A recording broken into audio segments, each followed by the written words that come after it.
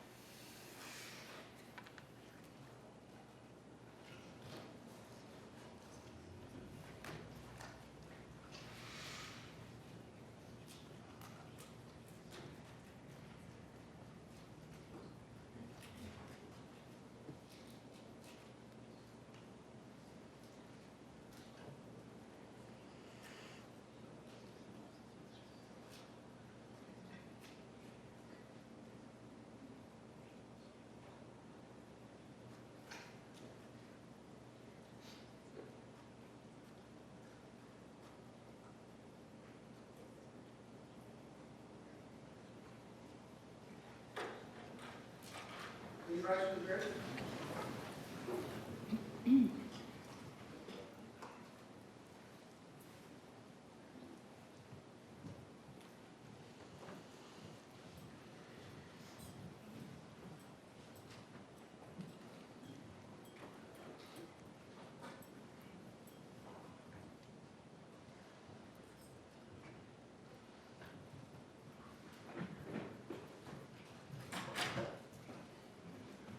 Please be seated. The record will show the presence of the jury, the defendant, and all counsel. Ms. Arias, you are still under oath. Do you understand? Yes.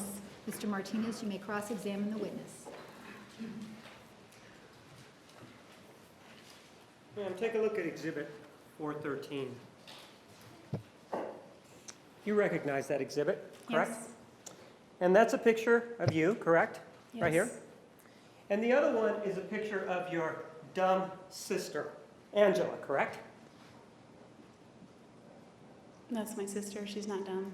Well, do you remember having a conversation with Travis Alexander back on May 10th of 2008? Yes. And do you remember that you tape recorded that conversation? Yes. And during that conversation, isn't it true that you said, but I honestly think, talking about Angela, she's a little bit dumb. You said that, right? Yes, I called her dumb and stupid. Did I ask you whether or not you called her stupid, ma'am? No. I asked you whether or not you called her dumb, right? Yes.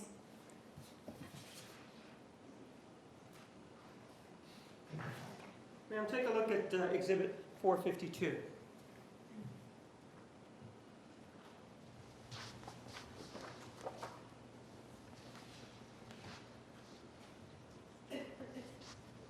Do you recognize the two people there? Yes. And this photograph was taken by your camera, correct? It looks like it. Well, when you say it looks like it, isn't it part of the same photographs that are involved in Exhibit 413? I think it is. Well, Exhibit number 413, that was taken on May 10th, we'll bring it in, of 2008, right? Yes.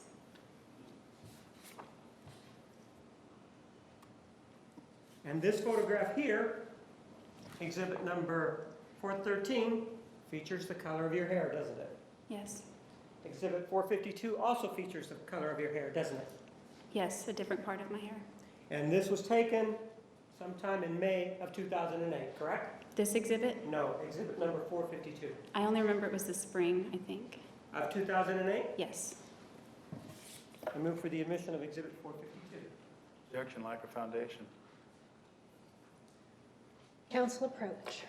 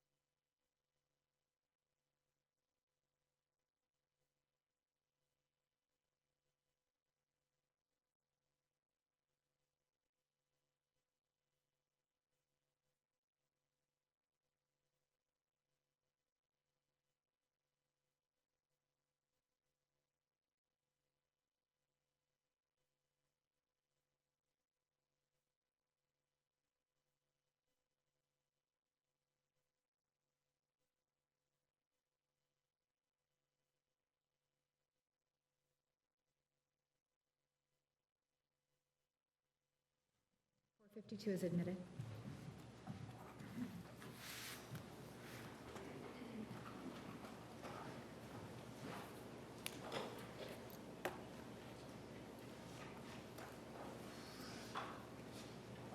Ma'am, take a look at the back of Exhibit 452. It contains a date on there. Does that date refresh your recollection as to when this photograph was taken? Yes. And what date was this photograph taken? 5 days later, the 15th of May, 2008. And with regard to this photograph, it also features you, and it also features your sister, the one that you also said was stupid, correct? Yes. Now, with regard to this name calling, one of the things that we heard through a text message was that you were upset at some point because Mr. Alexander said that you were going to turn out like your mother, or you were acting like your mother. Do you remember that text message, man? Yes. And in that text message, there was this indication that somehow he was saying something bad about your mother, right? Yes. And when you testified, you seemed to get pretty upset about that, right? I remember getting emotional. And you indicated that you loved your mother, right? I do love my mother, yes. Did you or did you not indicate that you loved your mother? I'm not asking you if you love your mother. I'm asking you if you indicated it. I don't remember. Do you have problems with your memory, ma'am? Sometimes. So you can tell us, for example, what kind of coffee you bought at Starbucks back on June 3rd of 2008, but you can't tell us what you said yesterday or the day before? I always got the same drink at Starbucks. And you can tell us, for example, what type of sex you had with Mr. Alexander many years ago, but you're having trouble telling us what you said a couple of days ago? When I'm under stress, yeah, it affects my memory. I thought you said the relationship with Mr. Alexander was very stressful. Some of the sex wasn't. Pardon? Some of the sex wasn't. So you did enjoy the sex then, is that what you're telling me? At times I did.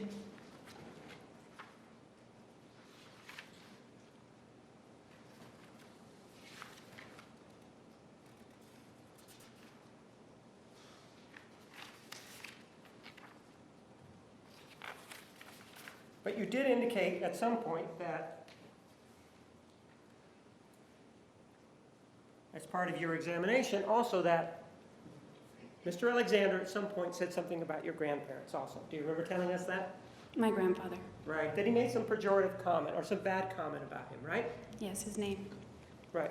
And one of the things that seems to be coming out here is that you seem to have a double standard here with regard to making comments about people, don't you? Yes, I do.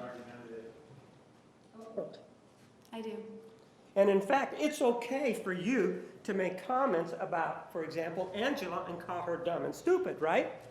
No, Well, but you said it, right? I did. And we heard on the telephone conversation that you were laughing when you said that, right? Yeah, it was sentimental, kind of. You were laughing. You weren't upset when you said it, were you?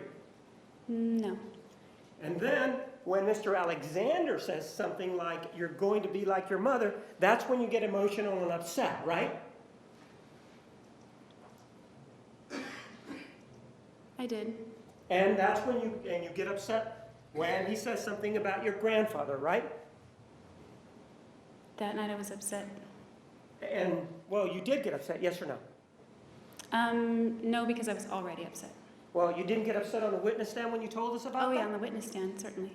And so it just seems that it's okay unless it's okay to say these things unless it's Mr. Alexander that's saying them, right? So No, you're that's not applying a what I'm different saying. standard to Mr. Alexander, correct? No. Yes or no? No. And ma'am, one of the other things that we know with regard to this standard applying and that sort of thing is back yesterday, as a matter of fact, you told us that back in August of 2007, you went over to Mr. Alexander's house. Do you remember telling us that? Yes. And you remember telling us that at that time you were broken up with Mr. Alexander, right? Yes, I had broken up with him. Well, you'd broken up with him or he'd broken up with you, one of the two, right? I broke up with him All right. about a month And before. you broke up with him on June 29th of 2007, right? Yes. But you felt that it was okay for you to go over to his house in August of 2007, didn't you? After he told me, Yes or no? Did you feel it was okay to go over to his house? I said yes. And when you went over to his house, you indicated that you knocked or you did something and that nobody came to the door, right? I went to his house a lot in August, so it depends on Ma'am, the I'm incident you're talking referring about the to. incident that you told us about yesterday. Do you remember the one that you related that involved the killing? Do you remember telling us about that? I did not knock. And you did go over there, and at some point you started to peep in to the house, didn't you? Yes. So that means that you don't know if you knocked, all right? I did not knock. I know I did not. So you went around the back then to look, right? I went around the back to get in. You went around the back then, right? Yes. And when you went around the back, you're telling us you went around the back to get in, right? Yes. But when you got to the back to get in, you started to look at what was going on, right? I glanced in as I was walking to the sliding glass door. You did walk in and you were looking at what was going on, right? I did not walk in. Then you were from outside looking in, right? Yes. Never went in, right? No, I ran out of the backyard. You never went in, yes or no? I said no. And when you went and looked, you saw something that upset you, right? Yes. You saw Mr. Alexander, right? I didn't know it was him at first, Yes but or yes, no? Did that you was see him during that encounter? Objection, she's answering the question. Overruled. I did. I said no. Pardon? I didn't know it was him at first. You didn't see him when you were there that night? I did afterward, yes. That night, ma'am, listen to my question. That night, did you see Mr. Alexander inside that house? Yes or no? Yes. And inside that house, there was a female, right? Yes. What's the name of the female? He didn't tell me her name. I'm asking that. Did I ask you if he told you the name? No. So, did you recognize her? No, I did not. And he was there with the female, though. You were able to see her face, though, right? Yes, sort of. Well, yes or sort of means two different things. Yes or no? Were you able to see her face or not? Part of it was shadowed from the Yes or TV no, behind her, so I Ma'am, saw part of it. Judge, she's not answering my question. If you can instruct her. Ms. Arias, listen carefully to the question and answer only the question you are asked. Okay. You may continue. Could you see her face? Yes or no? Part of it. But you were able to see that they were making out, right? Oh, yeah, they were. And so is that a yes? They were making out, right? Yes. Mm-hmm. Is that yes? Yes. And part of what you also saw was that her brassiere was off, right? I did not see that. I just saw her rehook her bra. Pardon? I didn't see it all the way off. I just saw her You rehook. indicated that you saw her hooking the brassiere back on, right? You She told us was that rehooking yesterday, it. yes? She was rehooking it, yes. So you did tell us that yesterday, right? Yes. So that means that at least that her bra was unhooked, right? It was unhooked. And you stood there and they stood up in reaction to something that you did? Is that what you're telling us? No, They didn't see you, they didn't see me.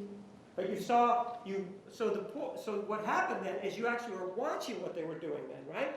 Briefly, yes. Did I ask you for how long, ma'am? No, I asked you if you stood there and watched them, right? no. You didn't stand there and watch them? I didn't stand there. I saw it and then I turned and ran out of the So you- backyard. But you saw enough to know that they were kissing, right? Yes. You used the term making out, didn't you, yesterday? Yes. You were there long enough to see that one of the individuals was Mr. Alexander, not his roommates, right? Yes. You were able to see that it was a female, right? Yes. You were able to see that the bra was unhooked, right? Yes. And the lights weren't on, right? There was a light. Well, didn't you indicate that it was like a TV kind of light? That you saw? light. Yes. Right? So there wasn't a light, there was a television that was on, right? That's light. Ma'am, was it a light or was it a television that was on? It was light from a television screen. So are you saying that it was the television that was on then? Yes. And from that light, you were able to make all of this out, correct? Yes. No other light was on, right? Not that I recall. And then you decided to leave, right? Yes. And this was at the point that you were living very close to Mr. Alexander, right? No. Well, you were living within 10 miles of him, weren't you? I was living by Greenfield and Broadway. I don't know the length. How long would it take you to drive that? About 15 minutes, depending on traffic. And after you saw this, one of the things that you did was that you took off, right? Yes, And then you thought about it, right? of course. And you felt strongly enough about this that the next day you called your father, right?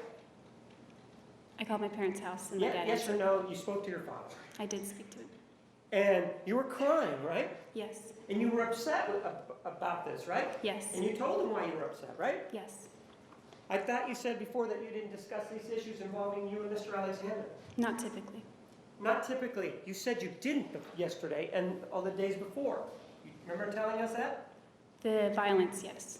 Oh, I see. So, but you did discuss the fact that you saw him kissing with somebody else with your father, right? Yes, And as a result of that, you decided to go talk to Mr. Alexander about it, right? yes.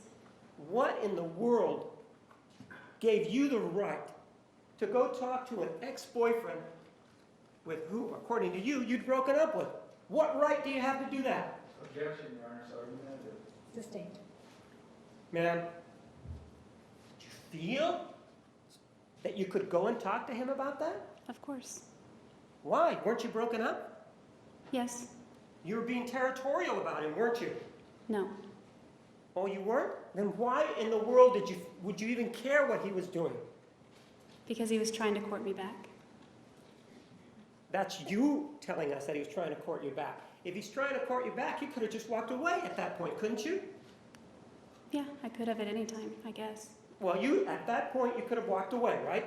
Yes, You didn't need him for his paycheck, right? Because he wasn't giving you money, right? he was giving me money. Well, that was for some work, but you could have gotten other work, right? I guess I could have looked. You guess. You worked at other places. You know you could have gotten other work, couldn't you? Not in August, it's very slow season for restaurants. So you're saying that you were restricted in only getting work at restaurants, that there's no other kind of work that you could get? Restaurants is, Yes or no? I guess that would be no, but I hadn't thought about it. So then, in addition to that, you were living in your own place, right? No, Well, you were living with Mr. Alexander? no, You were living elsewhere, weren't you? yes, You were living in another place, right? yes, Where you were paying rent, right? no, You weren't paying any rent at all. not with Rachel. So in other words, it was even better for you. You didn't even have to worry about having to pay the rent then, right? Yes, And so you could have just left that situation alone, but you decided to confront him anyway, right? of course, And the reason that you did it is because you were jealous, right? no, And then you did talk to him about this issue, correct? yes, And he got upset with you, right? no, He didn't get upset and scream and run upstairs? Isn't that what you told us yesterday? yes, he did. So, ma'am, to go back to this issue involving the text messages, one of the things that you told us was that there was a text message that you sent to somebody by the name of Steve Carroll, right? Yes, And that it was a two-part text message, right? yes, In this two-part text message, one part ended up going to Mr. Alexander, right? yes, And that he got upset about it, right? very yes, And after he got upset about it, one of the things that he wanted was to see the second part of this text message, right? yes, And so you lied to him at that point, right? no. Well, you fabricated a second text message, didn't you? After that point, yes. So, are you telling me that fabricating a text message is not a lie? No, I'm not saying that. So you did lie to him, Mr. Alexander, right? Objection, asked and answered.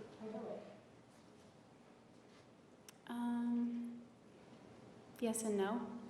So you think that sending him that text message and telling him this is the second part of the text message, that that's not a lie even though you fabricated it? That part was the lie. And so you then were asked the question, well, how did that make you feel when Mr. Alexander was sending you these text messages involving Mr. Carroll? Do you remember that line of questioning? Yes, We're applying a different standard here then, right? Objection, argumentative. Sustained. With regard to this issue of how you feel, isn't that the same way that you felt when you were peeping in his window in August of 2007? Isn't that the same kind of feeling that you were having The same as what? as the one involving Steve Carroll? I don't know. You were mad at Mr. Alexander both times, weren't you? I wasn't mad at Alexander. You weren't mad at him, or you were upset with him then, right? At what time? Either time. Steve Carroll, no. The girl from Phoenix, yes. And so it just seems that it's okay for you to lie to him about a guy, but when it comes to him being with some other girl, you decide to confront him, right? Yes. And one of the other things that you told us yesterday was that you were monogamous with Mr. Alexander, right? Sexually monogamous, yes. Ma'am, you told us you were monogamous, and that's what monogamous means, sexually, doesn't it? I think it means more than that sometimes. Well, in this case, monogamous means sexually, doesn't it? Objection, this characterizes her testimony. Restate your question. When you say monogamous, it means sexually, doesn't it? Which time? The time that we're talking about right now, involving Mr. Alexander, no other time. Our relationship evolved, so... I'm not asking you if it evolved. At the end, right when you killed him, you indicated that you were monogamous with him, right? Yes. And at that time, you then left the killing scene, if you will, and you went up to Utah, right? Yes.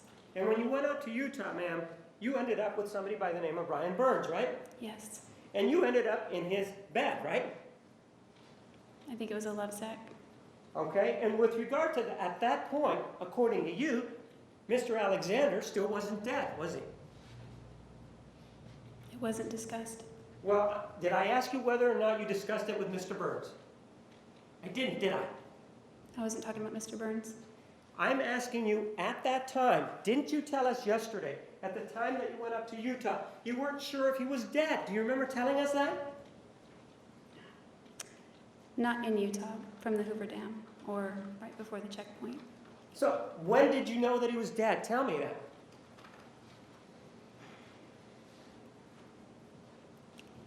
Well, I got confirmation of it on June 10th, but So, okay, if you got confirmation on June 10th, you met with Mr. Burns, what, before June 10th, didn't you? yes, You met him on the 5th, right? yes, And so at that point, you didn't know, according to your own story, that Mr. Alexander was dead, right? I guess I knew. I wasn't accepting it. You either knew or you didn't. Which one is it, ma'am? Make up your mind, please. Objection, ask and answer. Ask another question. Did you know he was dead when you and Mr. Burns and he were kissing? Objection, ask and answer. This is the same Overruled. question. Overruled. Yeah, I think I did. You think you did, but you're not sure at that point. It wasn't really in my own mind. I was out of my mind, sort of.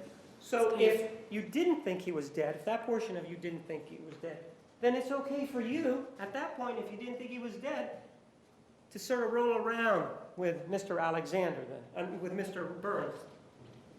Then that was okay, right? I'm single. Right? Just like he was on August 7th of 2000, on August 8th of 2000, in August of 2007, right? Yes, So it's okay for you, then it should be okay for him, right? it was okay. Then why did you confront him the next day if it was okay? Because he was still courting me. I wanted to know where I stood. And so because he was still, your definition, courting you, you felt that you deserved an explanation, right? Yes, Hadn't you just had intercourse with Mr. Alexander on the 4th of June? yes, And if he was still alive, he would have deserved an explanation then for you being with Mr. Burns, right? no, Well, no, aren't we, you're applying a different standard here, aren't you? no. You're saying, one, it's okay for you to confront him about the situation, but not okay for Mr. Alexander to confront you, right? If he wanted to confront me, it would have been okay. Ma'am, with regard to the exhibit number 452, it does show you, right? Correct? Yes, And it shows again Angela, correct? yes, Shows something else on there though, doesn't it? Doesn't it show your hand? yes, And in fact, let me show you another close-up of that hand.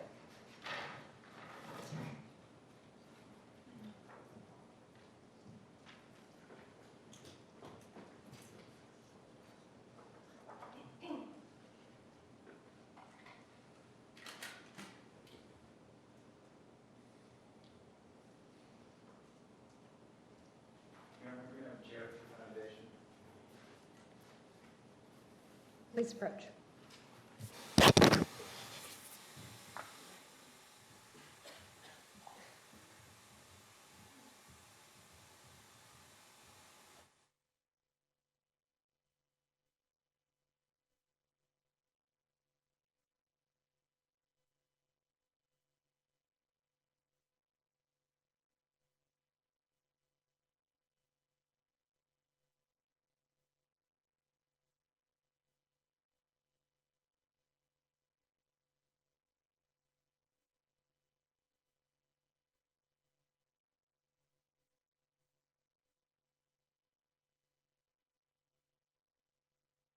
Take a look at exhibit number 453, and then also take a look at exhibit 452.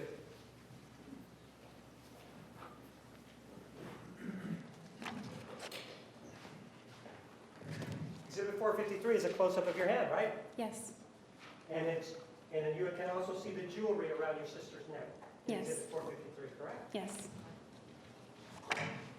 And you previously have told us about Exhibit 452 and when it was taken and who's in that photograph, correct? Yes. I move for the admission of Exhibit 453. No objection.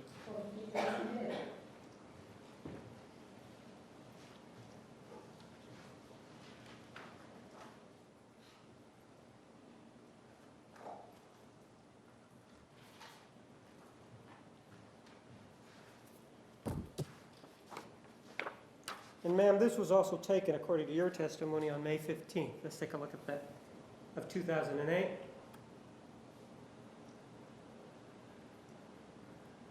That's a picture of your left hand, isn't it? Yes. And that shows your ring finger, right? Yes. Do you remember that you testified that on January 22nd of 2008, you and Mr. Alexander were involved in some sort of violent encounter? Do you remember telling us about that? Yes.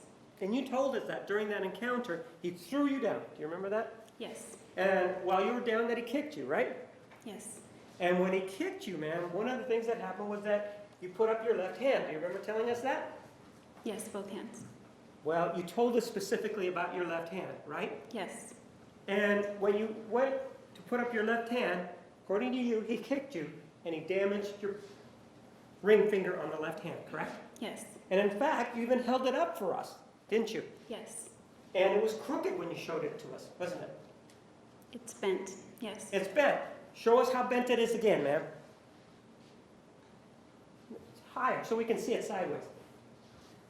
Ma'am, if he caused that damage on January 22nd of 2008, that would have been before this picture that we have here, which is exhibit number 453. It would have been about 5 months before that, right? It was before that. 5 months, right? 4. 4 months then, right? Yes. You don't have a bent finger here in exhibit 453, do you? My finger is bent there. You're saying that your finger is bent there. Yes. Just Hold the up your same. finger again. Sideways so we could also see it. When my fingers are straightened, this one stays And bent. that's what it looks like, your finger.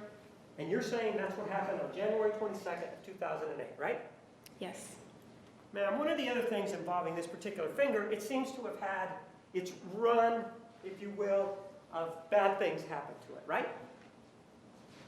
This finger? Yes, the left ring finger. I don't know. Well, you talked to Ryan Burns about it, didn't you? Yes. And you told him that that finger, the left ring finger, had been damaged, right? Injured, didn't you? I don't know if it was the left. You don't remember telling him it was the left ring finger, man? No. Do you have a problem with memory? Occasionally. And so, some of the things that you've told us, for example, then, about other things in the past, you may have also had problems with your memory then, right? Yes. And so, whatever you told us in the past is somewhat suspect then, because your memory may be lacking. Objection, argumentative. I only told things I remember clearly that are crystallized in my mind. With regard to Mr. Burns, you do remember who he was, right? Yes, And you do remember that you went over to West Jordan to meet him, right? yes, And you do remember that you did meet him that Thursday, and it was sometime around 11 o'clock in the morning, right? I think so, yes. And when you met him, you guys decided to go somewhere to a restaurant for some sort of business meeting, right? Yes, And during that time, didn't you have a bandage on your finger? yes, And it was your left finger, wasn't it? no. It was your right finger then, right? Is that what you're saying? It was your right finger? It was 2 right fingers. So it was your right finger then, right? Ma'am, are you sure that it was your right finger? It was 2 Pardon? right fingers. Do you remember then that you had a conversation with Detective Flores about this issue involving the finger? Yes, And do you remember that that was on July 16th of 2008? yes, And do you remember that you told him that on June 4th, you had been over at Mr. Alexander's home, right? yes, And you told him that you were over at Mr. Alexander's home and that some guy and some girl had come in, right? yes, And during whatever happened on June 4th, you told Detective Flores that it was your left finger that had been damaged. Do you remember that? yes, So you did tell that to the detective that it happened on June 4th, right? yes, Does that then refresh your recollection, and we'll play it so that we know what we're talking about? Objection, she's already been into it. I'm moving it in, not for impeachment purposes, just move it in, state versus Atwood. Approach from counsel.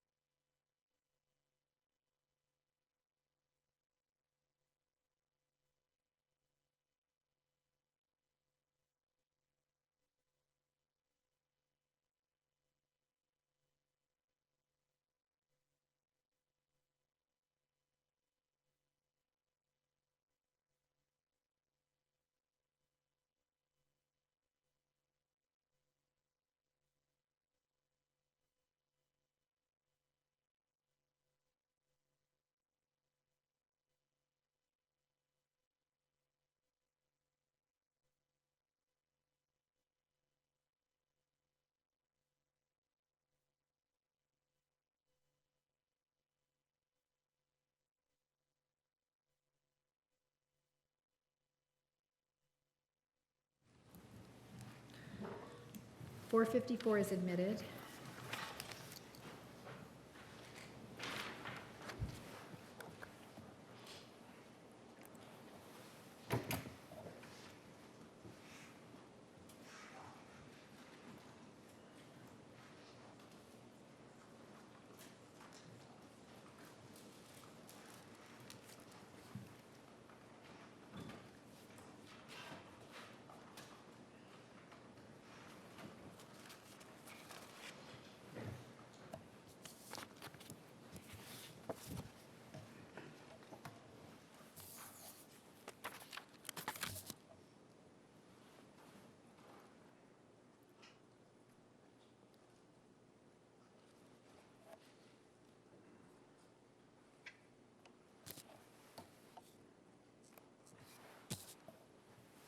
Did you get hurt at all? You said you were fighting with her. Yeah. What happened to you? She cut me. Where at? My hand. Let me see. Where at? You Can you actually show can't me? see it. If you look at my finger isn't the same though. I was Let me really, see. Where did it get cut? it was conveniently it was right on the crease. Right there on the crease? Can you see? Oh, it's kind of a purpler color, I This guess. one here, Same right here there. with this. Yeah, right on the crease. Oh, there's a vein on this one, maybe. I don't know. Is this one here? Yeah. So a slice there. Yeah. Just a small one? Or was it pretty deep? I don't know how deep it was, but my finger hurt for a while. Okay, so like right in that crease that you, right, across both of them? Not my middle finger. It cut this one a little, but not as much. This is where it really went. I don't know how it happened that all these other fingers were missed, but this one, maybe that, I don't know. This one, like I still can't close this finger all the way. It's as close as it goes, whereas this one goes like that. Also, my CTR ring used to fit both fingers, and I can't get it on this finger anymore. So 'cause that it's- cut pretty deep then? I guess if you feel it, squeeze it. It just feels like bone, like there's nothing abnormal there. But again, like my CTR ring slides right on this finger, and it used to slide right in off this finger, and I just can't fit a ring on here. Okay. It's a bigger size now. What about this hair? What's that from? That's my cat. Okay. I'm pretty sure. She scratches me a lot. That tape, or that videotape, right? Yes, And that's you having the conversation discussing the left ring finger, right? yes, And you demonstrated to Detective Flores that left ring finger, right? yes, And you told him that this woman, during this attack on June 4th of 2008, cut you right there, didn't you? yes, And you showed him, and the finger, if we look at it there, had the same aspect or had the same angle to it that your finger does now, doesn't it? yes, Ma'am, the injury to your finger happened on June 4th, 2008, not January 22nd of 2008, did it? that's not correct. Ma'am, with regard to the story involving this particular issue,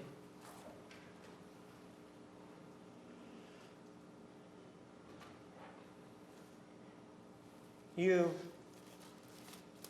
told us that it happened on January 22nd of 2008, right? Which issue? The left ring finger. Yes, You then discussed it, or there was this issue with Ryan Burns, right? which issue? The cut finger. The cut finger, yes. And Two then cut fingers. on July 16th of 2008, you discussed it with Detective Flores, right? Yes, One of the things that you told Mr. Burns was that you cut it at Margaritaville while you were working there, right? no, I did not say You that. never told him that then, right? I said at work. So you never told him Margaritaville then, right? No, he said that. Right, but you never told him that you cut it at Margaritaville, right? No, You told him that you cut it at work then, right? yes, And then when you spoke to Detective Flores, you gave him a different story. You didn't say that it was cut at work. You told him that it was cut some other way, right? yes, And then you testified about it in this court, right? yes, And you gave us another story of how this happened, right? no, Well, do you remember that you testified that you were at Mr. Alexander's home on June 4th of 2008 at the sink. Do you remember telling us that? Yes. And do you remember telling us that you dropped the glass in Mr. Alexander's house? June 4th, Whatever date you were there at Mr. Alexander's house. I broke more than one glass at his house. Ma'am, do you remember testifying yesterday about how you suffered this injury to your finger? Yes or no? Not this finger. No? Do you remember testifying that involving your finger, your left ring finger, yesterday, as a matter of fact, that was cut when you dropped the glass when you were at Mr. Alexander's house on the day that you killed him? I did not indicate my left finger. I said my Oh, so finger. you were saying it was your right finger that you cut in Mr. Alexander's house then, right? It was my right finger, yes. So, throughout this whole thing, Mr. Burns, when he indicated what finger it was, he was mistaken. Well, not he was mistaken. You're saying you never told Mr. Burns that it was the right finger that you cut, right? We didn't discuss which hand. Okay, so you never indicated to him in any way, shape, or form that it was the right finger. Objection, ask and answer. Sustained.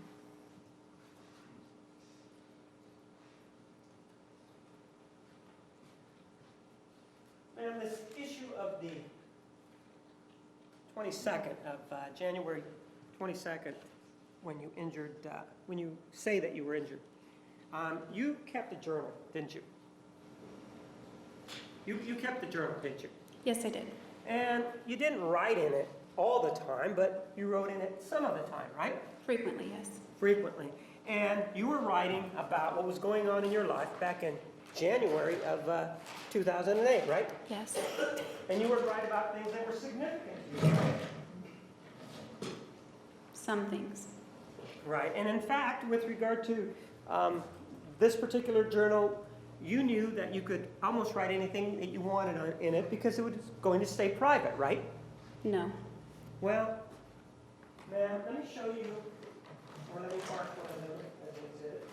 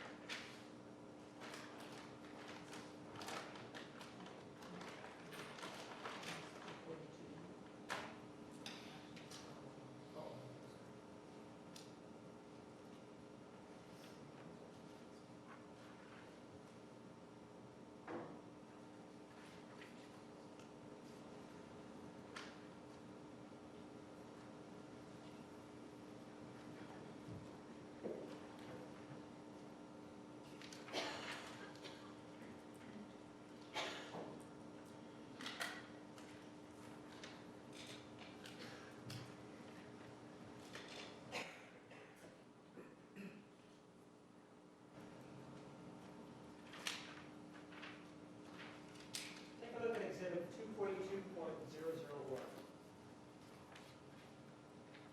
You recognize it? Yes, I do. And that's your journal, right? Sure is. Okay, that's that. Take a look at the entry, and just read it to yourself, on Sunday, August 26th of 07. The whole entry?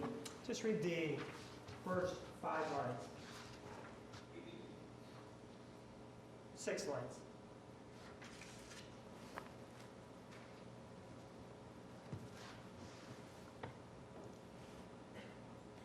Yes. You wrote that, right? Yes. Take a look at exhibit number 455. Is this a true and accurate copy of those 5 or 6 lines? Yes. And you wrote that back on August 26th of 07, right? Yes. Let me have that back, please.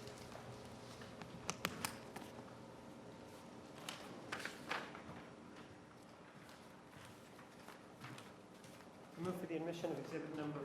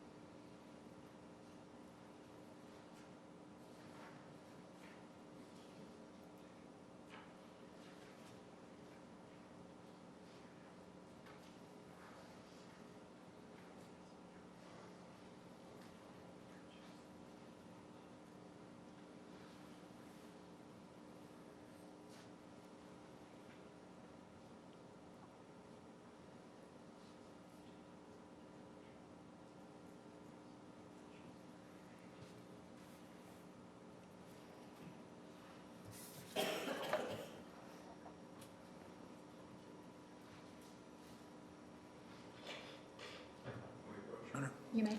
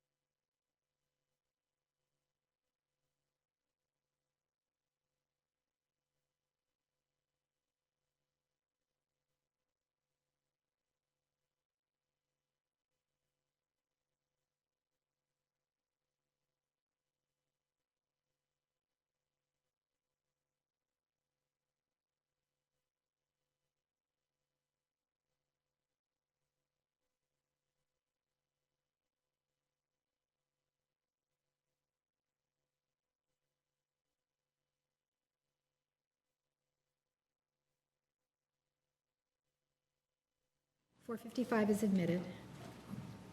Take a look at journal entries on Sunday, August 26th, 07, and I'm reading it, let me know.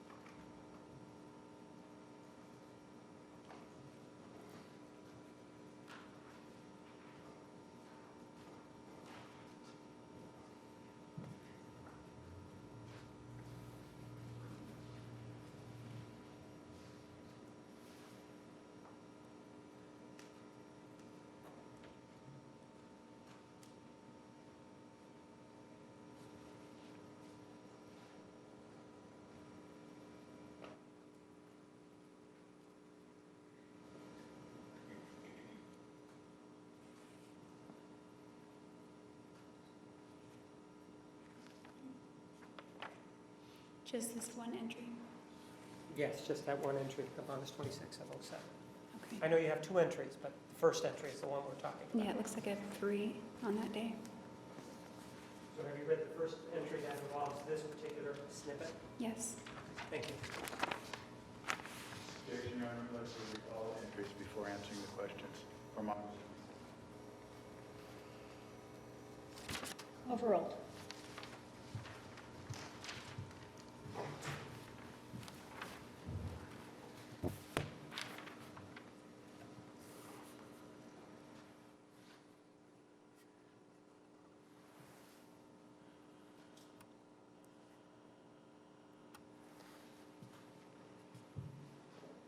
This journal and your journals were meant to be private, right?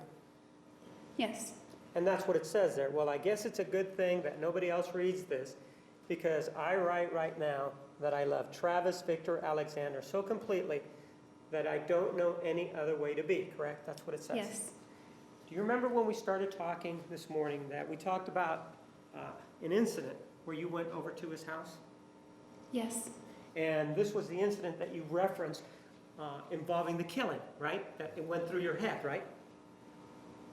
You're talking about the incident in August 2007? Right, exactly. Yes. And that incident in August of 2007, where you went over and peeked inside of his house, happened before this entry here of Sunday, August 26th of 07, right? Objection, mischaracterizes testimony saying peep. What was the last thing you said?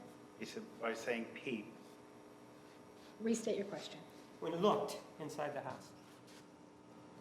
Yes, it did happen before this entry. Right, and so really the reason why you confronted Mr. Alexander was not because he owed you an explanation or anything like that. The reason you confronted him back in August of 2007 was because you were in love with him and you didn't want to let him go, right? objection, argumentative. Overruled. That's not right. But I was in love with him. Yes, you did write this though, didn't you? Yes. Now, you kept more than one journal, you kept a number of journals, right? I kept one journal at a time. Okay. Let's take a look at another journal.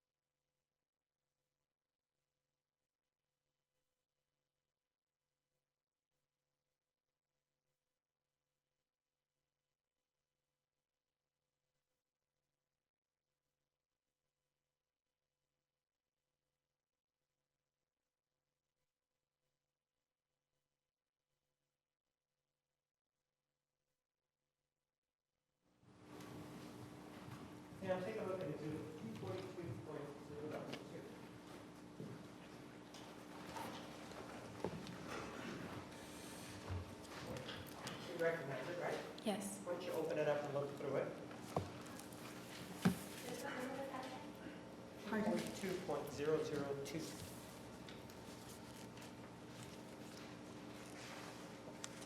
That's your writing in throughout that little journal, right? Yes. Okay, why don't we hand it back?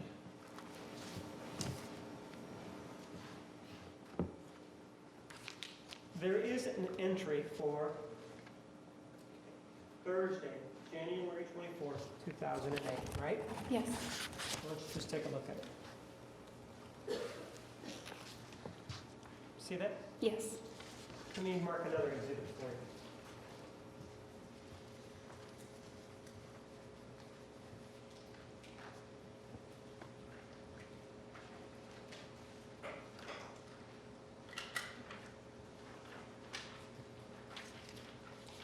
Take a look at exhibit 456.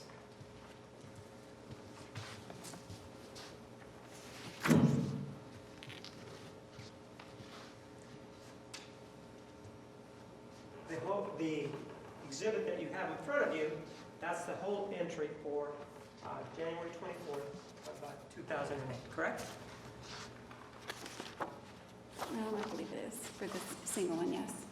There are other entries, but that's the complete entry for that one, Yes. correct? Because it's written in blue ink, right? Yes. And the other ones are written in black ink, right? Yes, the one following. Okay.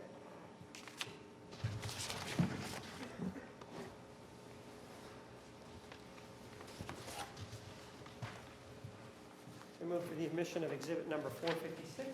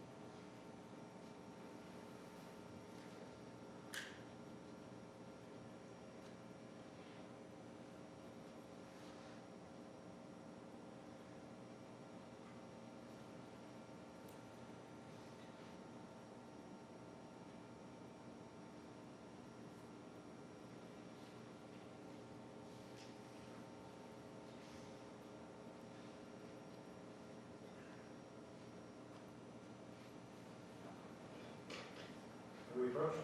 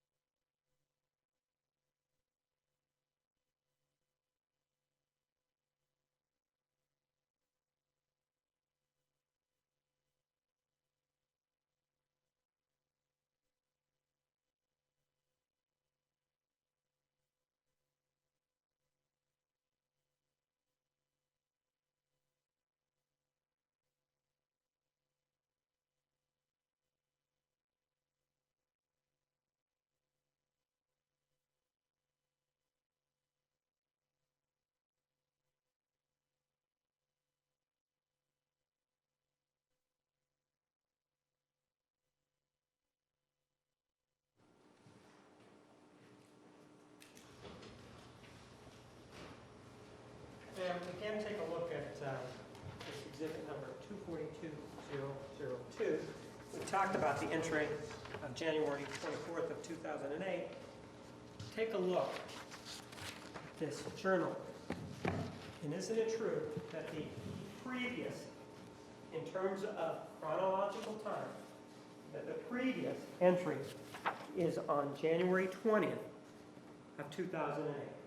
Yes, So there's a gap of 4 days between the time you wrote on January 20th and on January 24th of 2008, right? yes. Nothing in between, correct? Not in the journal. I'm asking about the journal, ma'am. That's Is there correct. anything else in front of you? Ask and answer, Your Honor, and argumentative. Sustained. In the journal, ma'am, there are no other entries between January 20th of 2008 and January 24th of 2008, right? Yes, If we then take a look at Exhibit 456, let's see what you wrote on Thursday, January 24th of 2008. You wrote, "I haven't written because there has been nothing noteworthy to report," correct? yes, Didn't you tell us, involving the finger, that this injury to your left finger, when Mr. Alexander went to kick you, that happened on January 22nd of 2008? yes, it did. And yet you write here that nothing noteworthy has happened, right? Yes, And then you also write that you turned down 4 offers for a date on Friday night, right? yes, You were free to date, and so was he, right? yes, And then you finish it out by talking about going up to the snow, right? See that? yes, You're going to go up there skiing, you crossed it out, and you just are going to go up to the snow, right? yes. Did you go skiing? No, I don't ski. Pardon? I don't ski. No, I didn't go. All right.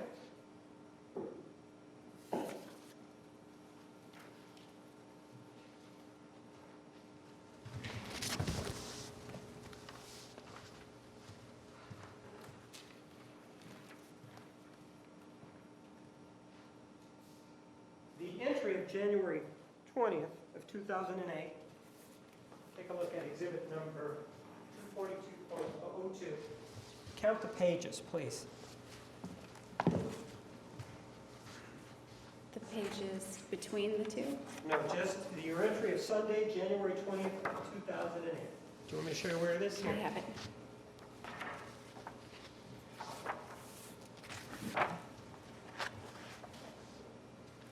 It's 4 and a few lines.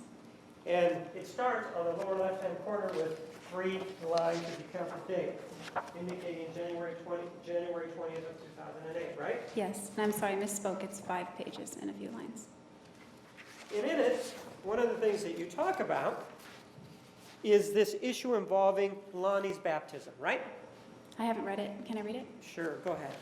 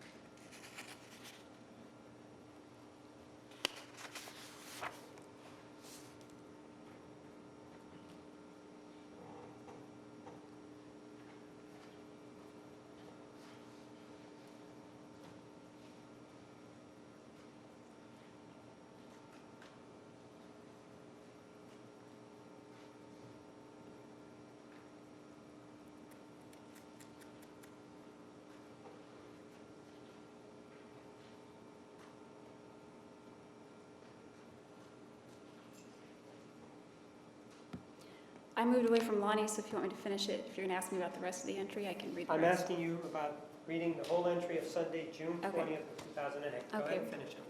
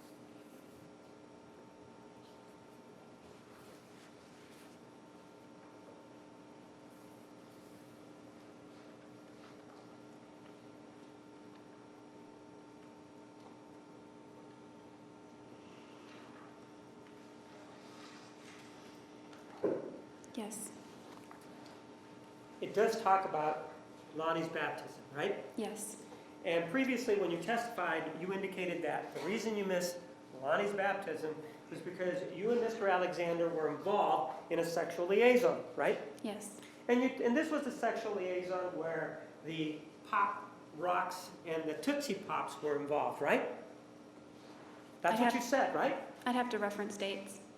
Well, why don't I show you a copy of the transcript then, and see if that refreshes your recollection as to what you told us on February 12th. I would appreciate that. All right, I will.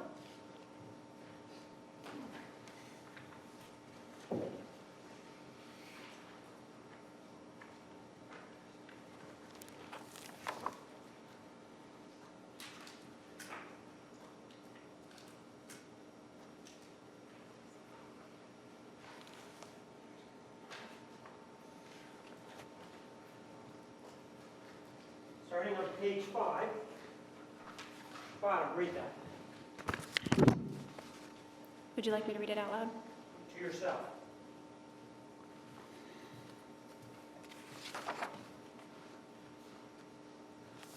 Just the highlighted portion? Nope, just keep reading it. Okay. Starting at the bottom, right? Right.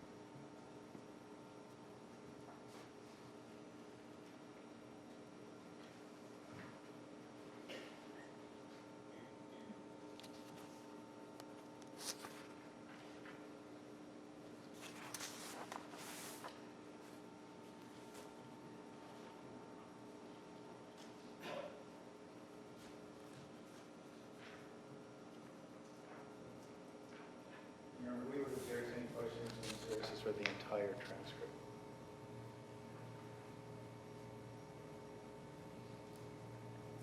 That's not illegal.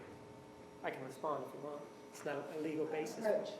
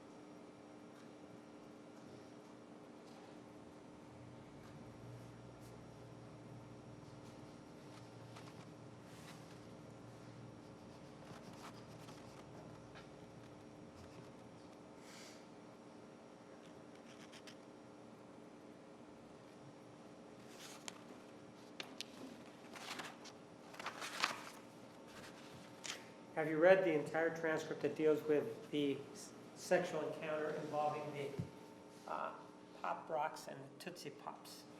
Yes, I started where you highlighted and Well, finished it. Read it above it. Does that have anything to do with the Tootsie Pops or the Rock Pops?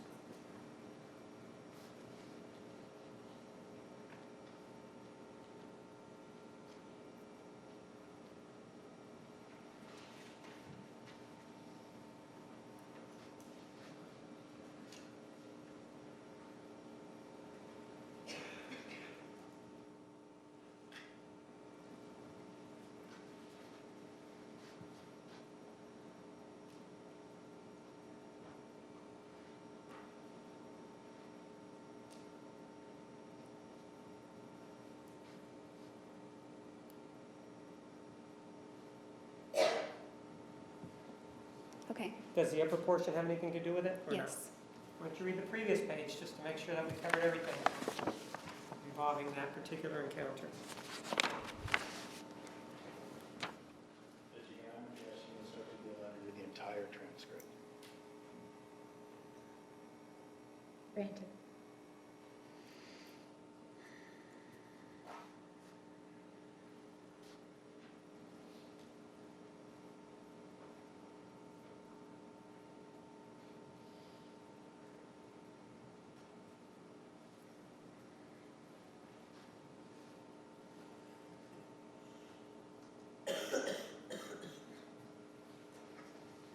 There's nothing about the Pop Rocks on this page. There is nothing before that, correct? Yes.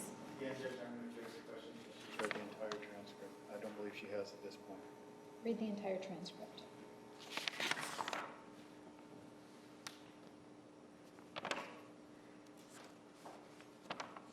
I think that's the entire transcript.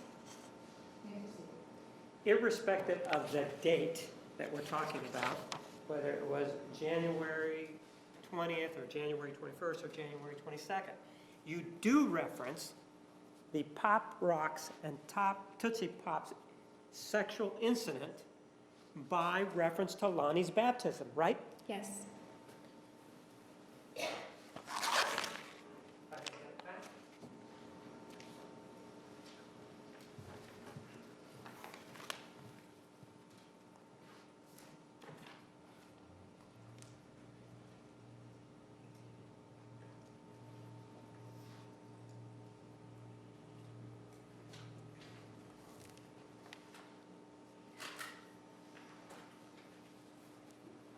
The journal entry of January 20th of 2008 also references Lonnie's baptism, doesn't it? Take a look at Yes. Exhibit 458.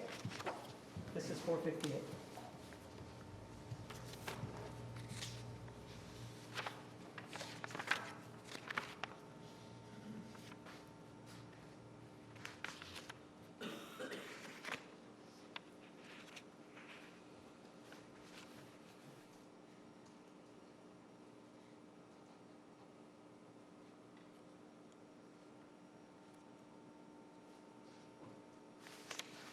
Yes. And that's a true and accurate copy in front of you, the excerpt of what's in your journal involving Lonnie's baptism and the sexual encounter, isn't it? Yeah, let me make sure I'm just referring to the same day in my journal. Well, let's take a look at it. Let me have that. The first entry is identical on the first page. That indicates Sunday, January 20th, 2008, correct? Yes, that's when I wrote the entry. Okay. Then, as we continue on, there is the entry involving the baptism, right?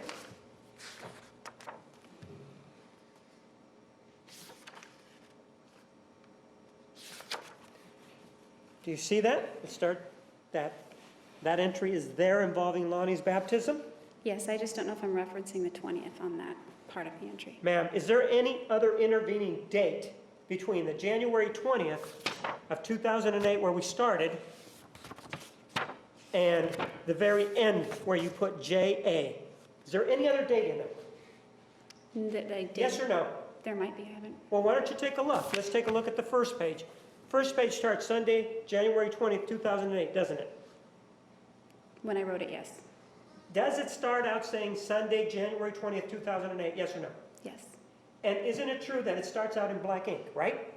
Yes. And then it continues on in blue ink, right? Yes. And it flows, doesn't it? It says the words flow from what's at the bottom there to the next page, don't they? Yes. So then we go to the bottom of it. The next page is also in blue ink, right? Yes. In the next page, there is no other date reference, is there? Objection, she says she needs to review it before she can answer the She's question. looking at it. Overruled. May Thank you.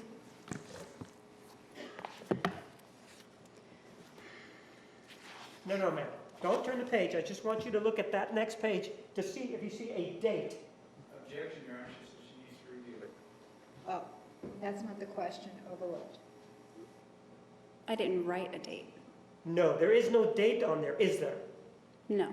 Okay, let's turn the page.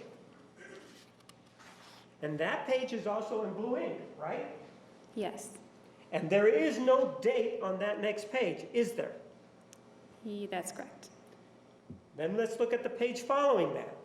That page, where you have your left hand on, that's also in blue ink. No, you turn the page, go back. That's also in blue ink, correct? Yes. And there is no date on there either, is there? That's correct. Let's turn the page. And then on the next page, that's also in blue ink, correct? Yes.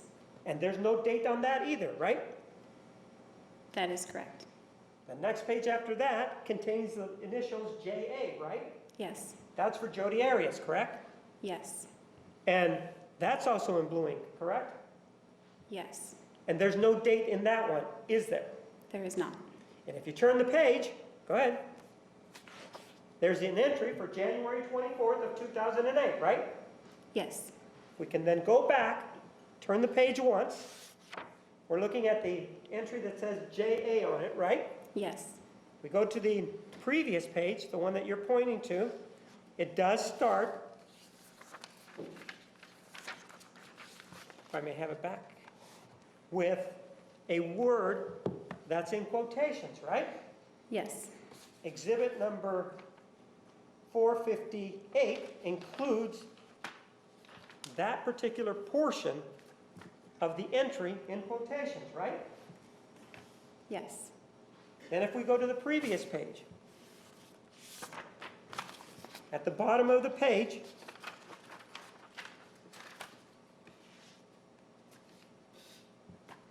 it's also in blue ink, right?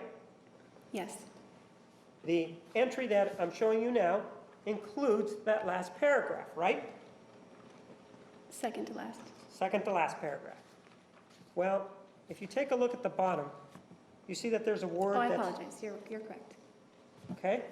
So, in essence, what we're talking about is that the one with the word that's crossed out then travels on to the next page, and that's what's included in this entry, correct? In Exhibit 458, right? Yes. Along with the first page that includes the date, right? Yes.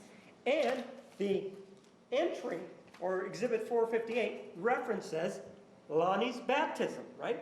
Yes. Look for the admission of Exhibit 458.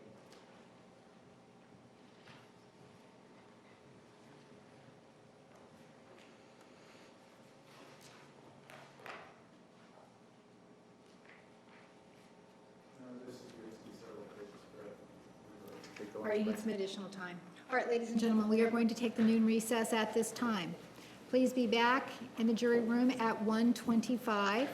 Remember the admonition. Have a nice lunch. You are excused. All rise.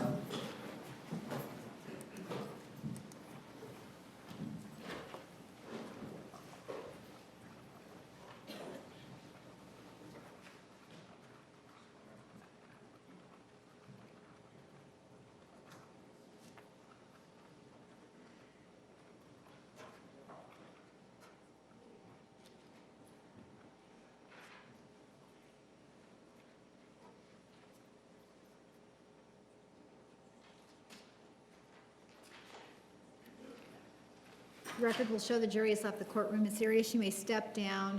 Mr. Nermy, you need some additional time. You may be seated in the back of the courtroom. You need some additional time? Yes, Judge, this is several pages and excerpts have been removed. Take it up at 1:25. We're at recess.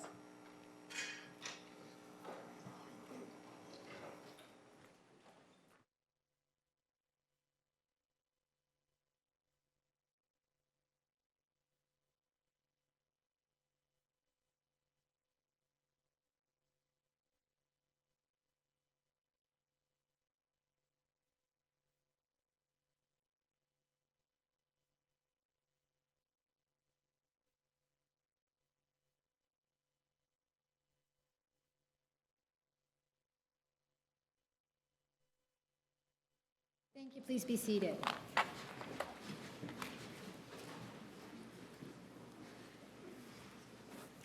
Ms. Arias, you may take the stand. Before we bring the jury in, let's resolve the objection to the exhibit.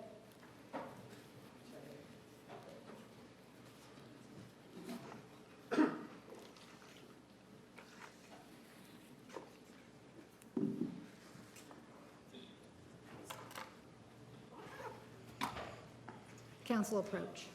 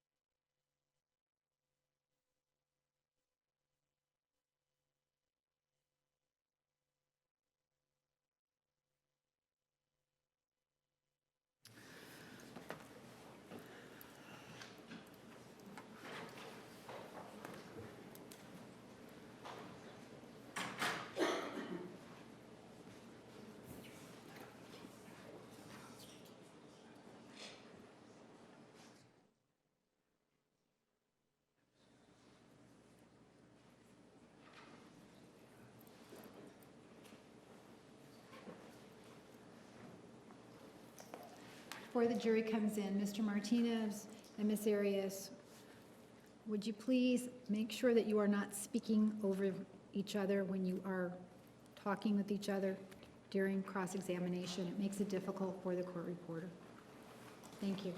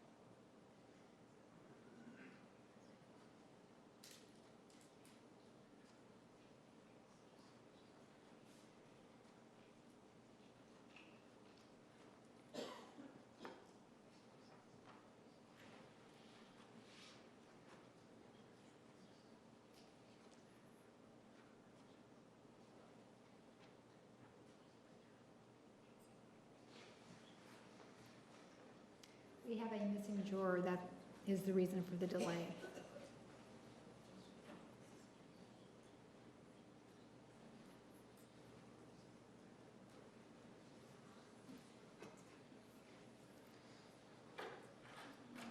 Please stand for the jury.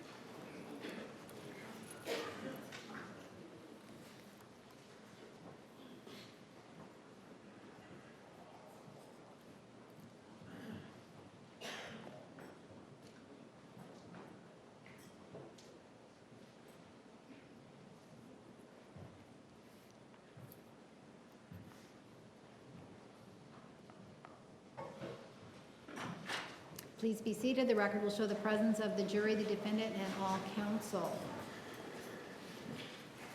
Exhibit 458 is admitted. Mr. Martinez, you may continue with cross-examination. Then when we left off, we were talking about the issue involving the Tootsie Pops and the Pop Rocks, and that can be referenced involving somebody named Lonnie and their baptism, correct? Yes. And regardless of whether it happened on a Sunday or a Thursday, that's the same incident because you missed Lonnie's baptism, right? Yes. Exhibit 458 is the entry for Sunday, January 20th, 2008. Do you see that? Yes. And it starts out, well, I'm at the Institute Building, Dobson and Southern, the sister missionaries, correct? Yes. There are some 2 blank pages and then a 3rd page that begins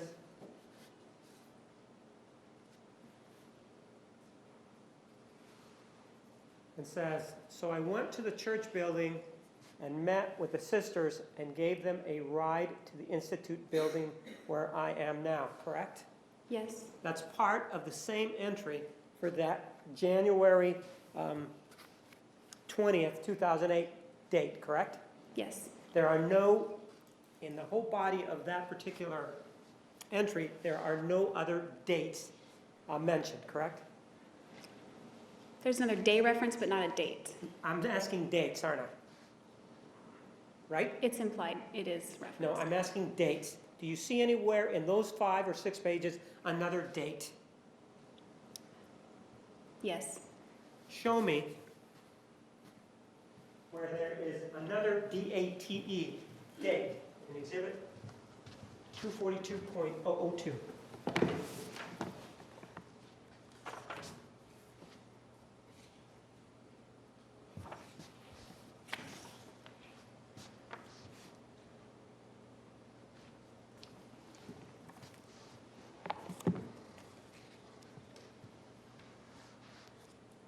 I'm counting this as a date where it says Thursday. It says Thursday night, though, doesn't it? Yes. It doesn't say a date, does it? No.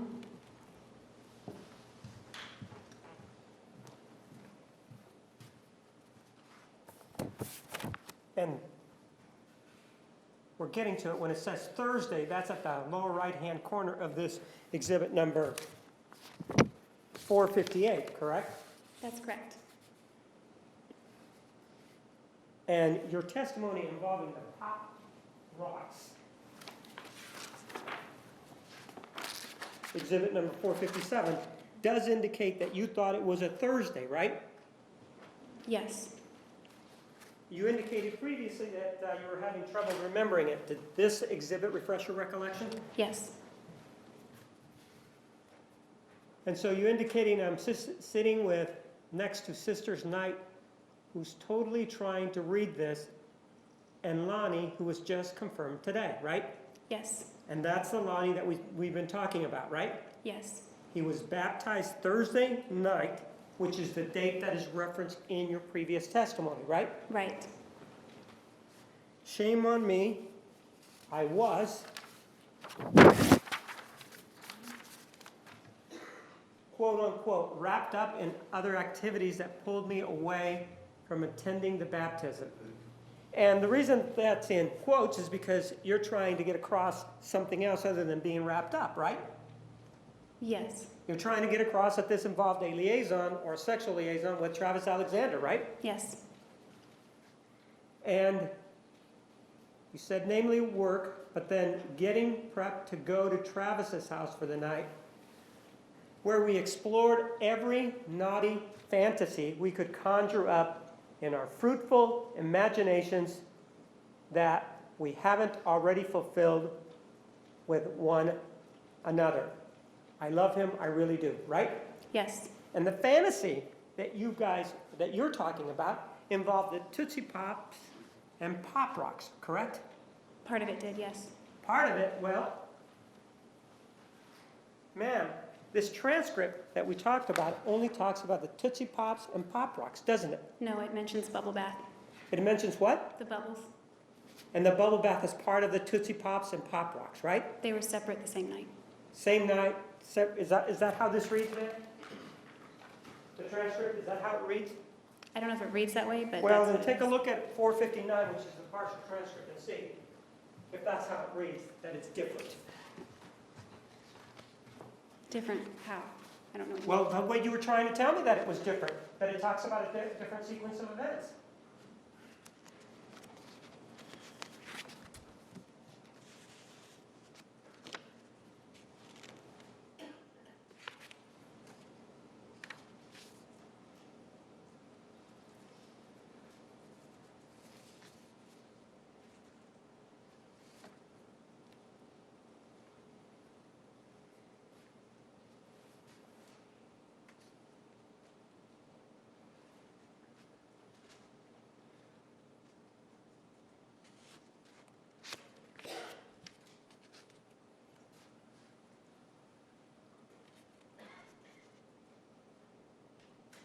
Yes, it references two different sequences.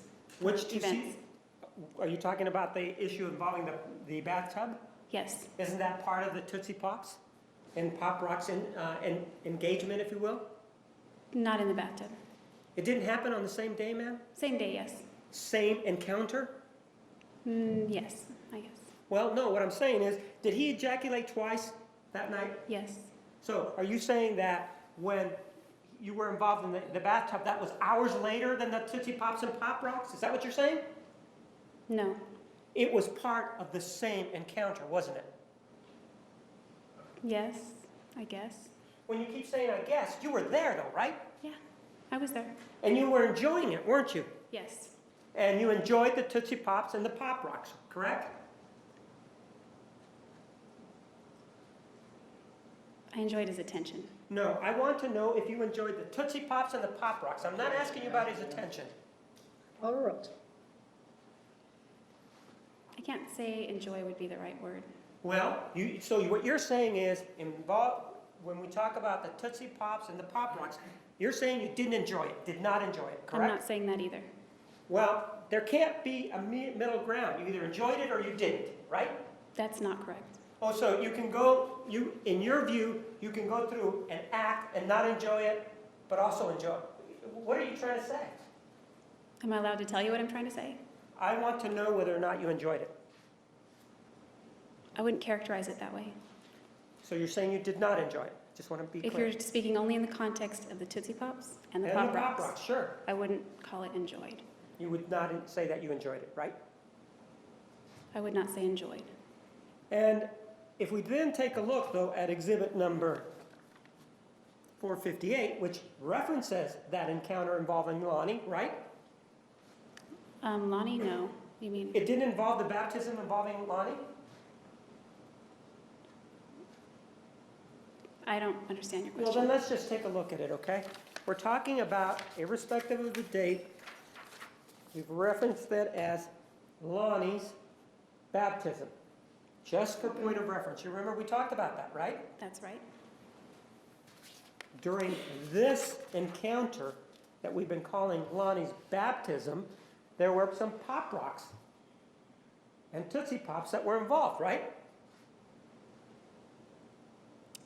No, Lonnie's baptism did not involve Tootsie Pops and Pop Rocks. Ma'am, we both know what we're talking about. This journal references Lonnie's baptism, doesn't it? Yes.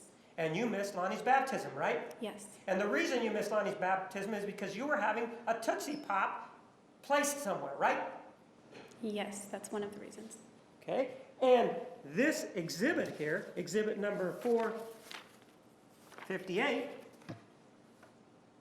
does say that you explored every naughty fantasy we could conjure up in our fruitful imaginations that we haven't already fulfilled with one another, right? Yes. This doesn't say that you didn't enjoy it, does it? No. It does say you did enjoy it, doesn't it? I don't see the word enjoy in there. No, did I say the word enjoy was in there? Yes. You I said did it say said the I word was enjoyed enjoy it. there? It says you explored every naughty fantasy we could conjure up in our fruitful imaginations. You're saying that having a fruitful imagination, that's not enjoyment, is what you're saying, right? I'm not saying that. And you're saying that every naughty fantasy, that's a bad thing, right? That's what you're saying. I'm not saying that. Well, the Pop Rocks were part of this naughty fantasy, weren't they? Part of it, yes. And they were part of fulfilling your imaginations, right? His imagination, yes. Oh, so it wasn't, so even though you wrote it, he didn't write this, did he? I wrote it. That's right, and those are your words, right? Yes. And so even though you say, haven't already fulfilled with one another these fruitful imaginations and all of that stuff, well, that doesn't really mean what it says. Is that what you're saying? I'm not saying that. Well, it doesn't distinguish between Pop Rocks and it doesn't distinguish between Tootsie Pops, does it? No, it doesn't. And yet you're saying here that they are different, right? No, that's not what I'm saying. What you're saying goes against what's written there, doesn't it? Doesn't No, it? it does not go against it. Where? Show me here. Point it out where it says, I did not enjoy the Tootsie Pop encounter. Does it say I that didn't anywhere write there? anything like that in my journal. It doesn't say anything there like that, does it? That's correct. And it doesn't say anything there that you did not enjoy the Pop Rocks encounter, does it? That's right. And nothing prevented you from writing that in there, right? That's right. And you could have written anything that you wanted. It's not like you didn't have pens, right? Yeah, that's right. And you had enough space to write it because we know there was an entry after that, right? Yes. And it's a situation where you considered this to be a secret kind of thing so that if you wrote whatever you wanted there, you had a reasonable expectation that it would remain private, right? Reasonable. Which means you had an expectation that it would remain private, right? More hope. Well, you were living with another individual, I think you said Rachel, correct? Not at this date. Okay, where were you living? I was living at 9634 East Nido Avenue in East Mesa. Is that an apartment, or were you renting a room? I was renting a room. And in that room that you rented, you kept this journal, right? Yes. So, no one really had any authority to go into your room, right? That's not right. Well, are you saying that people in that house went through your journal? Is that what you're saying? I'm not saying that. So you did have an expectation that your journal would remain private there, right? While it was at home, yes. So you're saying that somebody broke in and looked at your journal? Is that what you're saying? No, because that would be at home. Well, you kept your journal at home, didn't you? I took it everywhere with me. And so what you're saying is if you went somewhere, it could have fallen into the wrong hands. Is that what you're talking about? Yes. You never reported to the police that your journal ever went. Anybody ever looked at your journal, correct? I don't think that's a crime, so no, I didn't. Well, ma'am, did I ask you if it was a crime? No, you didn't. Are you a lawyer? Do you know what a crime is and what isn't? I have a pretty good idea, but I'm not an attorney. And so, if somebody broke into your house and read your journal, you're saying, you wouldn't report it because you wouldn't think that was a crime, right? That's right. Not the breaking and entering part, just the reading the journal part. Oh, so now you're drawing a distinction, but isn't this where this journal was kept most of the time? With you in your home?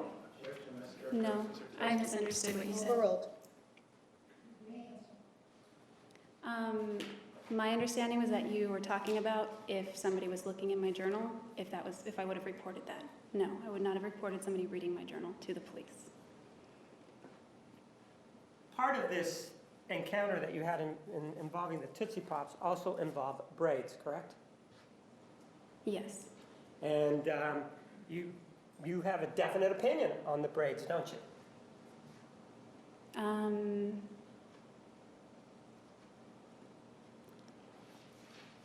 Yes, I have an opinion. And you think they're hot, don't you?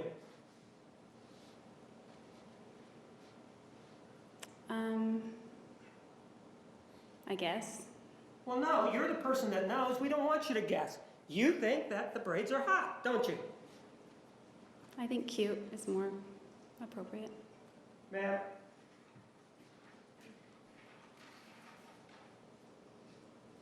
Let's take a listen then. I'll have this marked as an exhibit. It's part of the conversation that you had with Mr. Alexander back on May 10th of 2008. I'll mark it. I'll have you listen to it to see whether or not that is your voice and whether or not we're talking about the braids.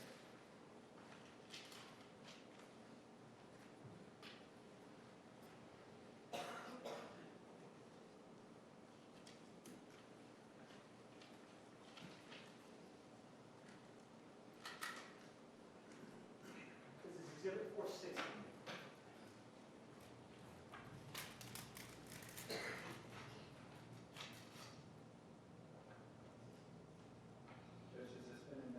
It has not. She's going to lay the foundation for it. Right? Jury can't hear. You know what I really liked is when we were in the bath with the candles and I had great Yes, there's an objection. bubbles on top of Please. Oh, I love the braids.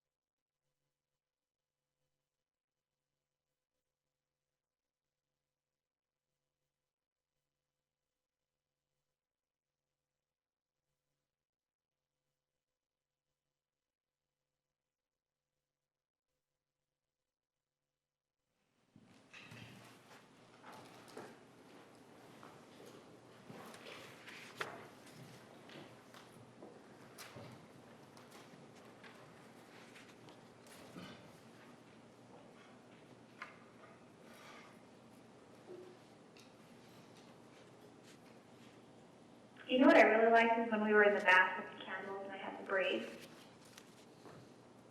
Some of her bubbles that was on top of. Oh, I love the braids. I know if they're hot.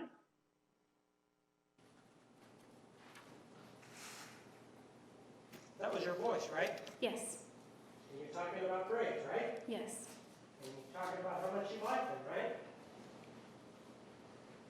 yes, And you're also saying that they're hot, right? yes, And this encounter involving the Pop Rocks and Tootsie Pops also involved braids, right? yes. So you enjoyed those braids, right?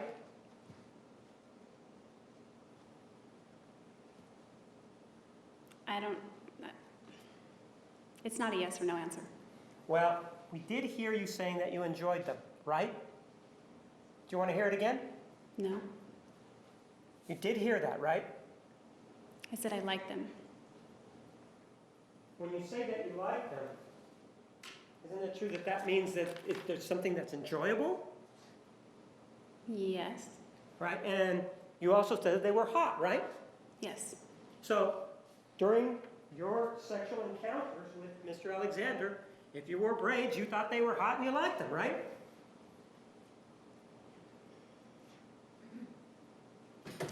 I liked his attention. Yes, both hot and liked him. Restate the question. When you were with Mr. Alexander, isn't it true? If you wore braids, you liked them. Yes, And with regard to the braids, isn't it true that when you were with Mr. Alexander, you thought the braids were hot? okay. Oh, no, I'm not asking for an okay. I'm asking for you to tell me the truth. What is it that you believe? I believe that he thought it was hot, so it was hot. So what you're saying here with regard to exhibit number 460 and that telephone call that was played during your direct examination, you're saying you lied? No, Well, you want to listen here when you say that they're hot? I just heard it. Right. And so it doesn't say anything about you doing this for Mr. Alexander anywhere, does it? No, that's implied. It's implied. Let's listen to it and see where it's implied.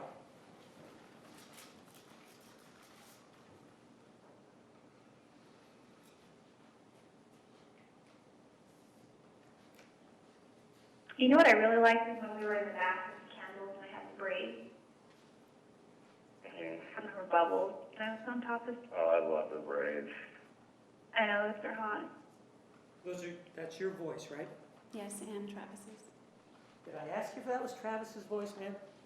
I didn't know which voice you were talking about. Did I ask you if that was Travis's voice? No, We're talking about your voice. That was your voice, right? yes, And you do say that those braids are hot, right? yes, And you said it because you believed it, right? yes.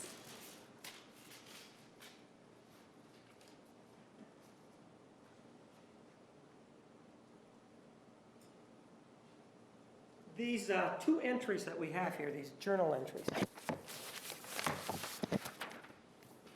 Exhibit number 456. You start them out by dating them at the upper left-hand corner of each of that one, which is exhibit 456, and 458. You also date it on the upper left-hand corner, or the left-hand corner. Do you see that? Yes, And you've already told us that there are no dates in between the Sunday 12008 and Thursday 12408, correct? correct. And you looked at the journal, right? Yes, There are no entries between those two dates, right? that's right. And it's fair to say that September 22nd of 2008 falls between this gap here, correct? Correct. And nowhere do you mention either in this January 24th of '08 or January 20th of '08 document, you don't mention anything about this physical encounter with Mr. Alexander that you told us happened on January 22nd of 2008, do you? No, I would have never. I'm not asking if you would ever. Do you mention it there? I said no. And with regard to not mentioning it there, nothing stopped you from mentioning it, right? Yes, something did stop me. So you're saying that somebody held your hand and stopped you from writing that? I'm not saying that. Are you saying that somebody came into your house and stole your journals and said, you know, and took whatever was the journal there took the journal so you couldn't write in it? I'm not saying that. You had the ability to write in it, right? Yes, You had the free will to write in it, didn't you? yes. And there is nothing there, correct? Referencing that incident? Pardon? Do you mean referencing that incident? I can't hear what you're saying. Do you mean referencing that incident? There's nothing there regarding Right, that? there's nothing referencing that incident between those two dates, is there? There is not. The reason it's not there is because it didn't happen, right? That's not right. You could have written, you do say in exhibit number 456, I haven't written because there has been nothing noteworthy to report, right? That's right. So to you, getting this injury to the left ring finger, that's no big deal then, right? That's that what not you're what it saying? says. Pardon? That's not what it says. I'm not asking you what it says, I'm asking you what you think. It's no big deal to you then, right? Right? That's not right. Well, you came in, you told us about it, right? But it's not written in your journal, right? No, You didn't call the police, right? no. You didn't get any medical care for it, right? Not professional medical care. Ma'am, did you go to a doctor to get it looked at? No, Did you go to a hospital to get it looked at? no, Did you go to a friend's house or an acquaintance to tell them about it? definitely not. And with regard to the conversation that you had with Detective Flores back on July 16th of 2008, you didn't tell him anything about that, did you? No, definitely not. In fact, you gave him a different story, didn't you? Yes, You told him something about these two people and how you got that injury to that finger, right? yes, So you're saying that what you told the detective there was a lie. yes. So you, in your view, when do you decide to tell the truth? When you're in this court and no place else? Is that what I'm hearing from you? No, I mean, just because you're in this court doesn't mean you have to tell the truth. That's what you're telling us, right? that's not what I'm telling anyone. Ma'am, nothing has stopped you from telling this story ever, correct? That's not correct. You have free will, don't you? Yes, I do. Nothing the detective did stopped you from telling him, right? Flores, no. Nothing stopped, you had a car back then, didn't you? When? When this supposedly happened, January 22nd of 08. Yes, You could have driven yourself to a hospital, right? yes, You could have, do you remember telling us about an incident that occurred in August of 2007 where you caught Mr. Alexander kissing some other girl, right? yes, And you told us that, well, with regard to that incident, I called my father, right? yes, And you told him some things about what you had seen and what had happened the day before, right? yes, Nothing would have stopped you from calling your father to tell him that, right? well, sorry, I'm kind of hyper-literal sometimes. Yes or no? Nothing did that day. Yes or no? Would anything have stopped you from calling your father?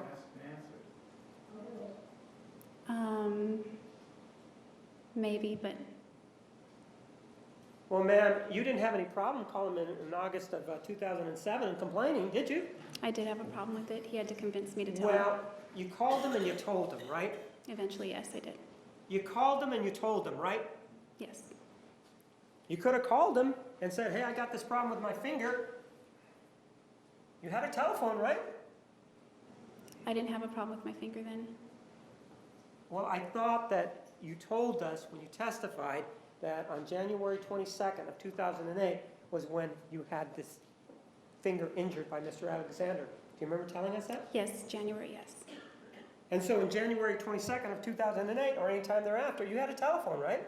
Yes, You could have called your father and could have told him, right? could have, yes. But you didn't. I wouldn't have, no, I did not.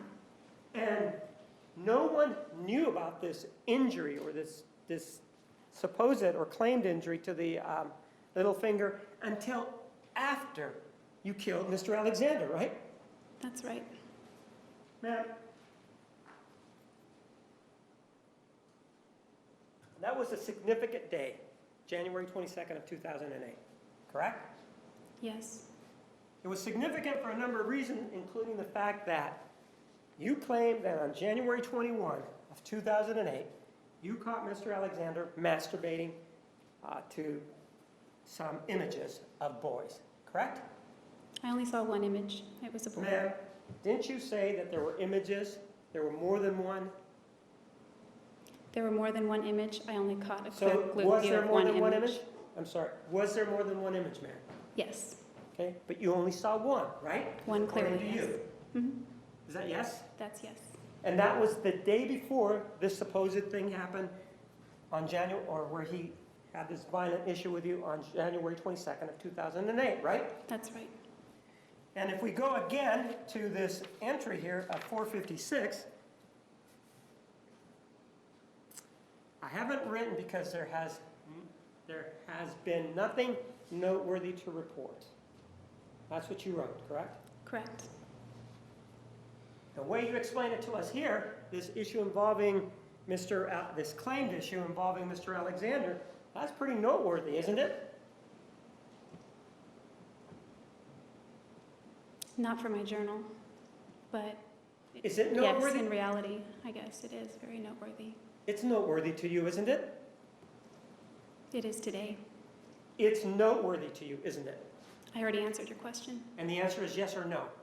Yes, And it's so noteworthy to you that you waited until after you killed Mr. Alexander to tell anybody about it, right? I waited years. The answer is, did you wait until after this prosecution started, after you were charged, to tell anybody about it, correct? Objection, ask and answer. Overruled. Yes, I waited years. And ma'am, one of the things that the way you made it sound was that he had a problem, right? He did have a problem. That's what you claim, right? That's the reality. That's what you claim, correct? Okay, yes. When back then there was this problem, did you call, for example, the way you made it sound is he had this huge problem. Did you call, for example, Child Protective Service? No, I mean, you made it sound that there was such a big problem that he even went and spent the night somewhere at a friend's house and they had a child, and that concerned you. Do you remember telling us that on direct examination? yes, And yet, you didn't go to that person and tell him, hey, he's got this issue, did you? no, You didn't go to the police department and tell him anything, right? no.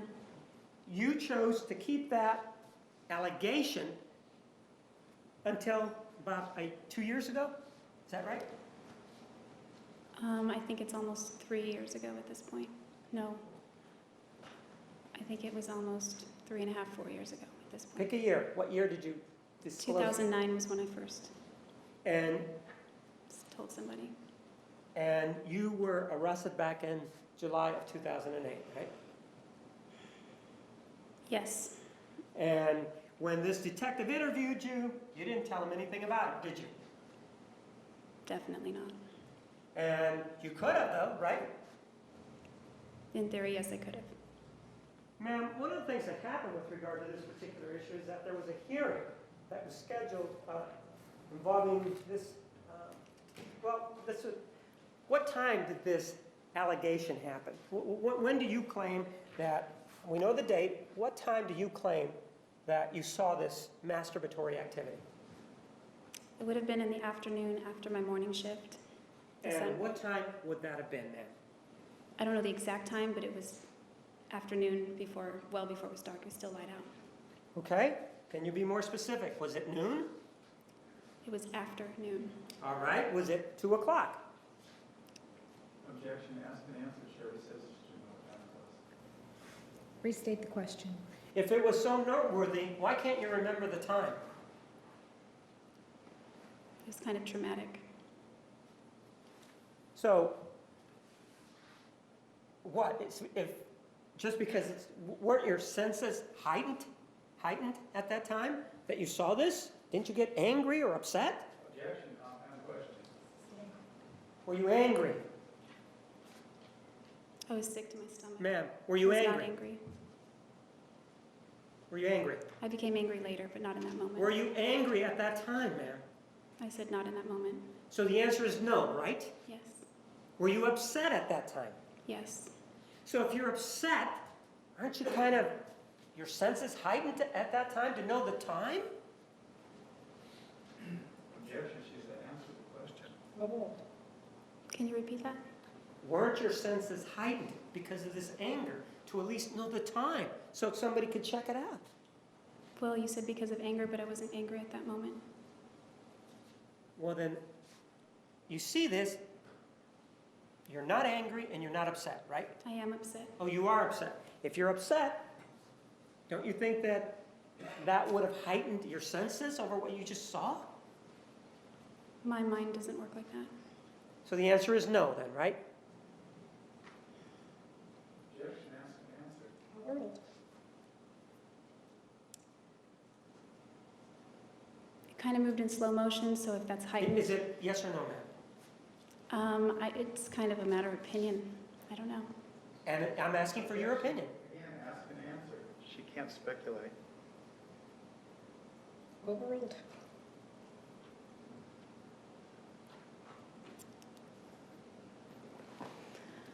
Whether it's heightened, my perception of things, is that your question? Right. At that time when you're viewing this, the way you described this, bad act.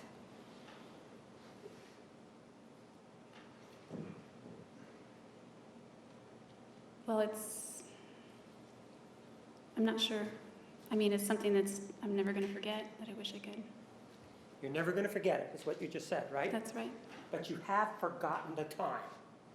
I know it was the afternoon. Ma'am, I'm asking you for the time. Objection, Ms. Characterized her testimony. She said she doesn't know the time. Restate your question, sustained. You said that you'll never forget it, right? The incident. Right. And I'm asking you, isn't it true that you forgot the time? Objection again in Ms. Characterized her testimony. She said she never knew the time. Sustained, rephrase. You said that you had just been out from Mimi's Cafe, right? For a little while. Pardon? For a little while. I was off work for a little while. You worked at Mimi's Cafe, right? Yes. You had been working that day, right? Yes. Your shift was over, right? Yes. What time did your shift start? It varied. That day, what time did your shift start? In the morning. What time? Sometime in the morning. I don't know the exact time. You don't know the exact time, yet you knew that you had to be there on that day at a certain Yes. time? What time does Mimi's open? I've never opened Mimi's, so I'm not sure, but they open early. So you don't know the time that it opens, you don't know the time that you went to work, right? Not the exact time. Just the morning is what you can give us, right? Yes, early morning. So if you went at 10 o'clock, 10 to 12 would only be 2 hours, right? That's right. Was it an 8-hour shift, ma'am? No, they aren't 8-hour shifts. So on that day, it was not an 8-hour shift, right? That's right. How many hours was your shift? It depended on the flow of business. I understand that it may depend on that. How many hours did you work on January 21 of 2008 on this day that this horrible thing you claim happened? I would only be able to tell you a range. How many hours then? Give me a range. Since what you're telling me is you don't know. I know the range, but not the exact hours. So you're telling me you don't know the exact hours, right? Yes. And anything else that you would give me would be a guess, right? Yes.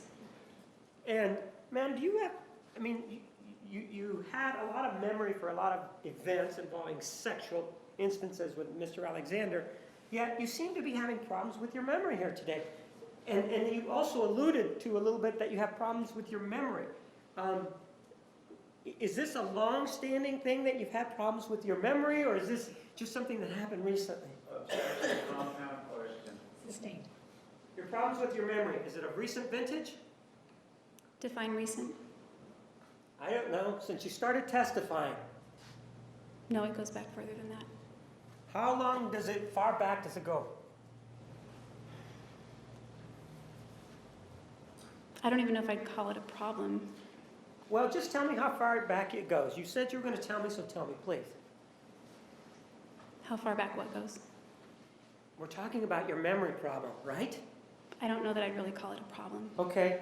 I just Isn't- have, I don't remember every single thing that's ever happened to me in my whole life. Ma'am, your memory issues, we're talking about those, right? I wouldn't even call them issues, but okay, my memory? Well, you don't want to call them problems, right? No, I don't want to call You don't them want to issues. call them issues, right? I don't right? know. I really Right, don't you know. don't want to call them issues, you just told me that, right? I didn't say I don't want to. All right, so can we call them issues then? Okay. With regard to these memory issues that you claim to have, when did you start having them?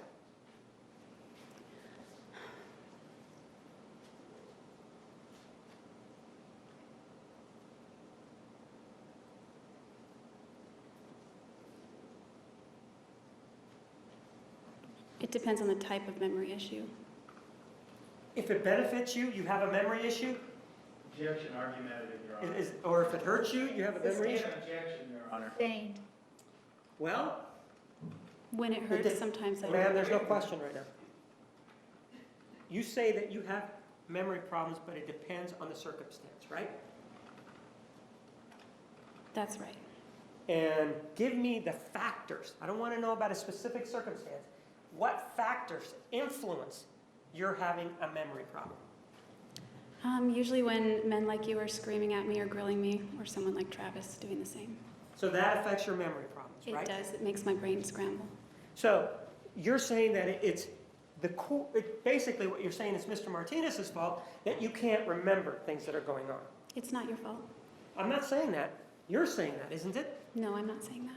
Is there something about a certain decibel of the voice that creates problems? Decibel, tone, content, sort of a combination of those factors.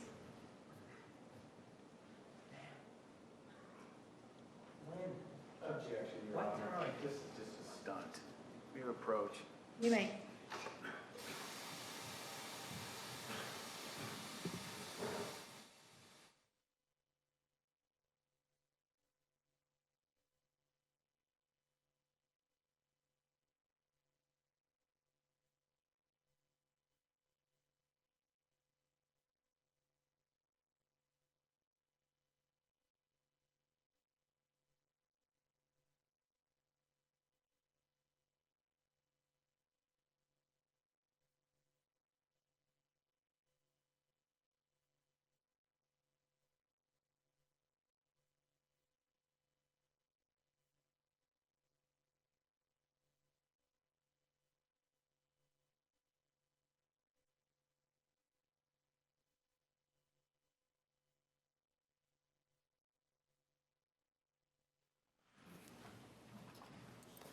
What time, ma'am, did you get off of work for meetings?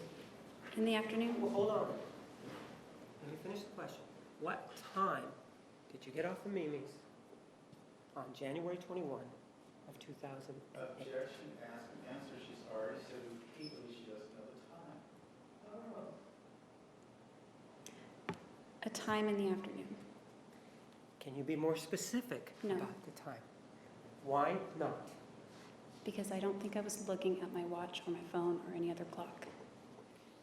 Where did you go after you left Mimi's? I went to Travis's house. You went directly to Mr. Alexander's house, right? That's right. And what time did you get over to his house? I'm sorry? Couldn't hear me? I couldn't hear you. What time did you get over to his house? Objection, ask and answer. She's already said she didn't know. About 20 minutes after I left Mimi's. And when you got there, ma'am, did you walk in? Yes. Front door? Yes. Was it open? Yes. Was it unlocked? Yes. And you said you walked in and you went straight up the stairwell, right? Yes. And you didn't say a word going up the stairwell, did you? I'm sorry? You didn't say a word going up the stairway, did you? I don't remember. Didn't call out his name, right? I might have, yes. And ma'am, in January 21 of 2008, you and he were broken up, weren't you? Yes, So it wasn't like you were boyfriend and girlfriend that you went over every day, right?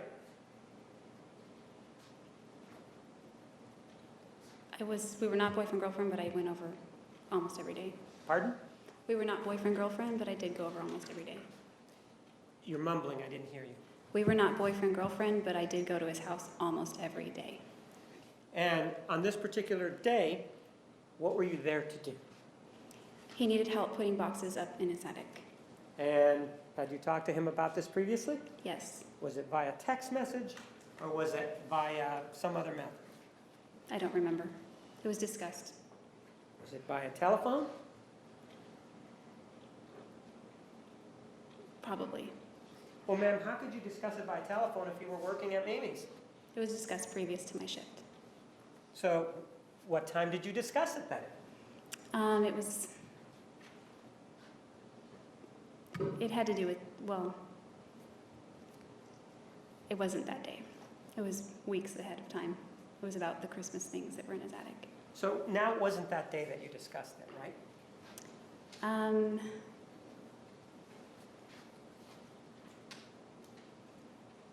Once I got there, we were discussing it. I want to know if that day that you claim this happened, if there was a telephone call in the morning. I don't remember that part. And if back then, what was your number? We've already heard it, but, 831-402-1901. and that would have been the number that you called him on, right? That you used to call him. That would have been the telephone that you would have used to call him, right? Usually, yes. That was your telephone, right? Yes, that was my cell phone. And you say, well, normally I would use that to call him. Pray tell, what other circumstances would there be that you wouldn't use your cell phone to call him? Landlines. Pardon? Landlines.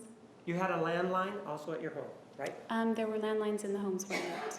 Pardon? There were landlines in the homes where I lived. I'm not asking about the homes where you lived. I'm asking about the homes on your home on January 21 of 2008. There was not a landline in that home. There was not one, was there? No, there was not.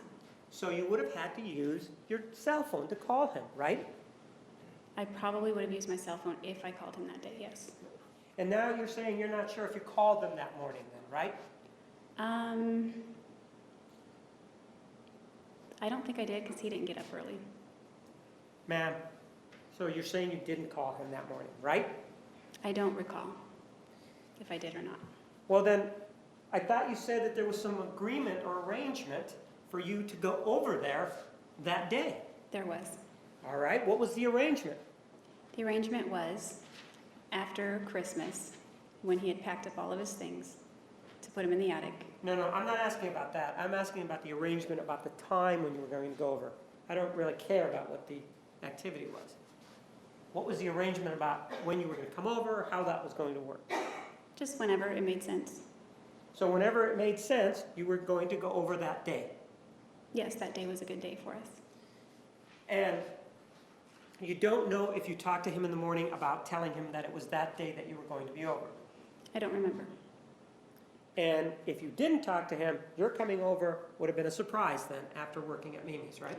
No, he was expecting me the first time. How would he be able to expect you the first time if you didn't call him in the morning to let him know you were going to be over that day?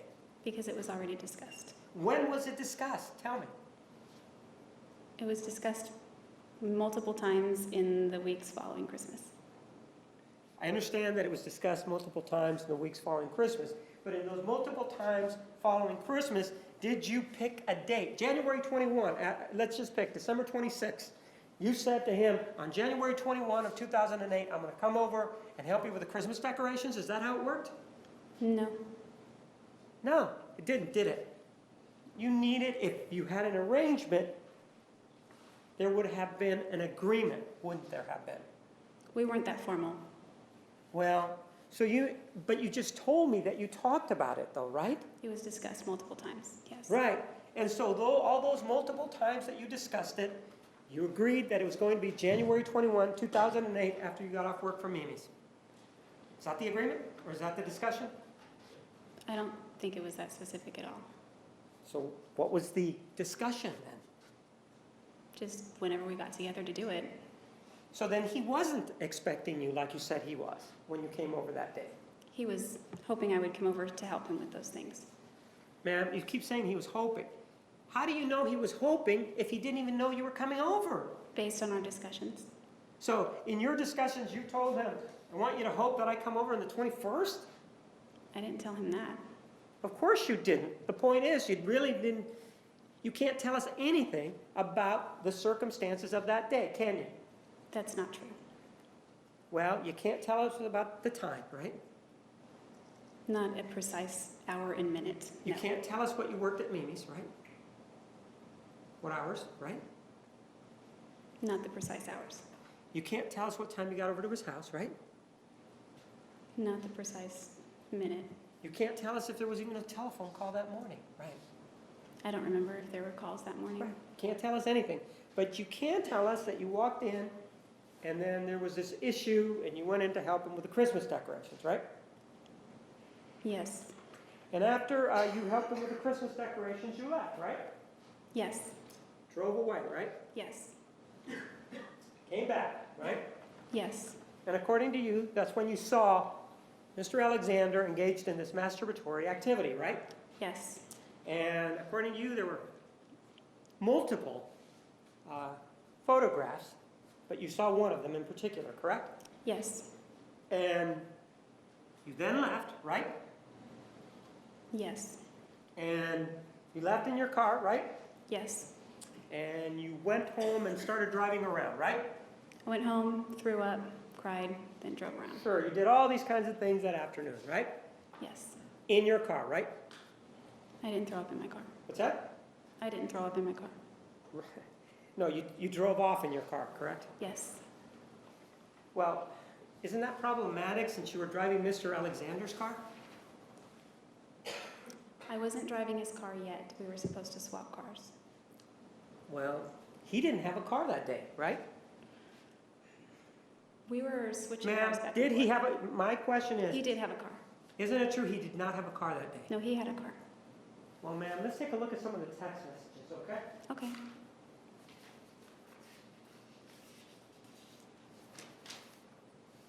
I'm gonna give you two sets, one with his responses and one without, all right?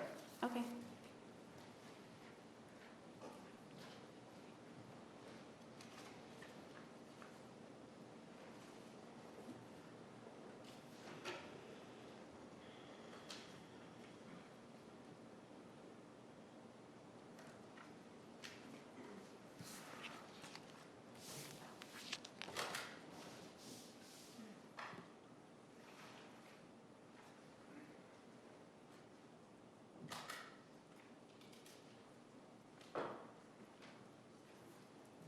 Take a look at Exhibit 461.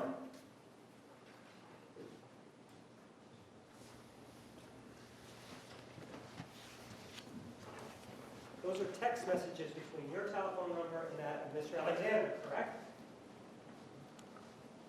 Yes. And the incoming means that that's your message coming in to him, correct?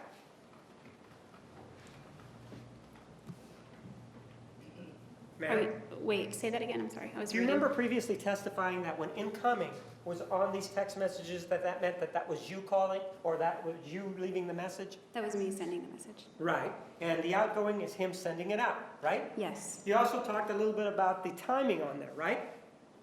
The times that are designated. Yes. You indicated that, well, it was 7 hours off, right? Yes. That copy that I've given you has taken the time to write down the actual times minus 7 hours, right? Yes. Go ahead and review it to make sure that the times that are on there are correct.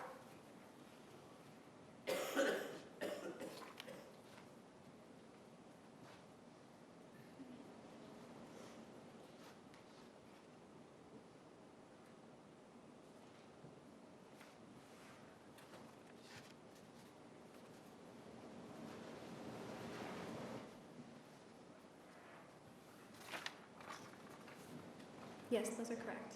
I believe. Well, we don't want you to believe. Take your time, subtract 7 from there and see if that's correct. Because it's important here, we don't want you to believe.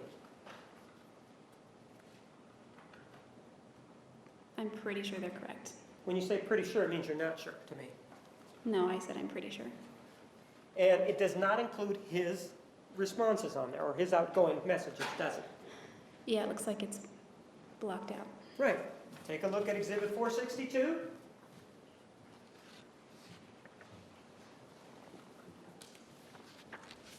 Same thing, right? Except that this one includes his responses on there, right? Yes. Okay. The times are also written in there, correct? Yes.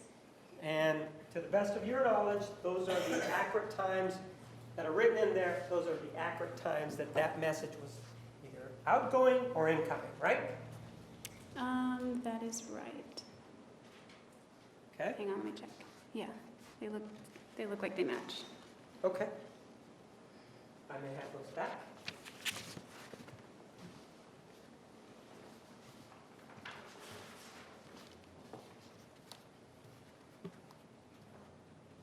Look for the emission of exhibit number 461.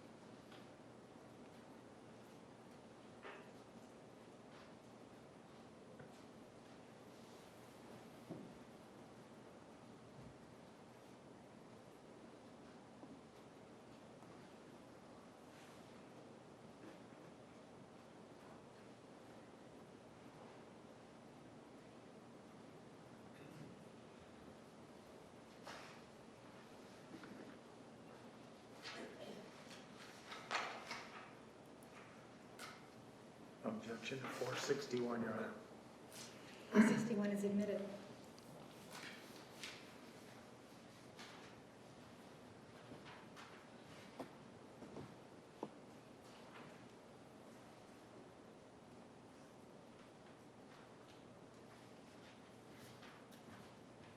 Take a look at Exhibit 461. And let's talk about the times first. Do you see that, although it says 1:22:08 at 003850, someone has written 1:21:538 p.m. because of the 7-hour time difference that you talked about previously on direct examination, right? Yes, And when we talked about, it's got your name on there, right? that's right. It's got your telephone number on there, right? Right. And then it has the time of January 21st at 5:38 p.m., right? Yes. And then it says, you say, I can't remember, am I coming in for you on Wednesday at 10:30? Isn't that what it says? Yes. Then, you see the next one at 6:41 p.m., right?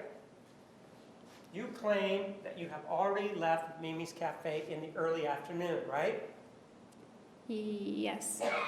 And so, No, I didn't say early. I said sometime in the afternoon. but you can't tell us the time, right? That's right. But at 6:41 p.m., you are talking about trading cars before FHE, right? Yes, FHE stands for Family Home Evening, right? that's right. And Family Home Evening starts at 7 o'clock in the evening, doesn't it? I don't remember. Well, you were a practicing Mormon, weren't you? Yes, sort of. And you attended family home evenings. You were telling us about that, right? Yes, I did. And you attended them more than once, right? Yes, I did. And of all of those times that you attended, didn't they start at 7 o'clock? I don't remember. They were in the evening, but I don't remember the time.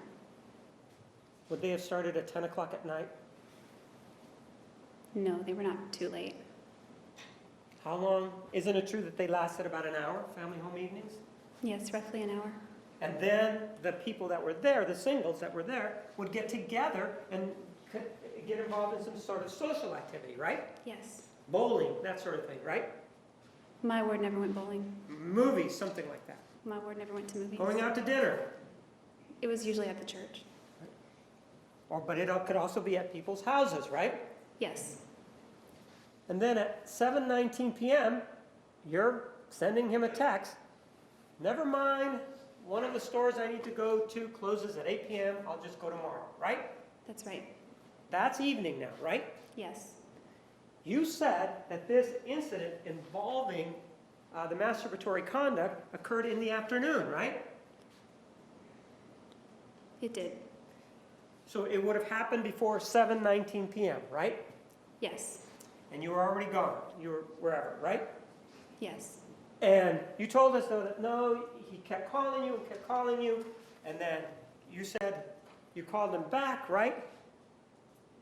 Yes, I did. And then you went out and got him something from, I think it was Starbucks or something, and you brought him something over. Do you remember saying that? Not that day. Well, then you went over to his house, though, right? I did. And you went over and then you had sex with him, right? Yes. What time did you go over to his house? It was in the evening.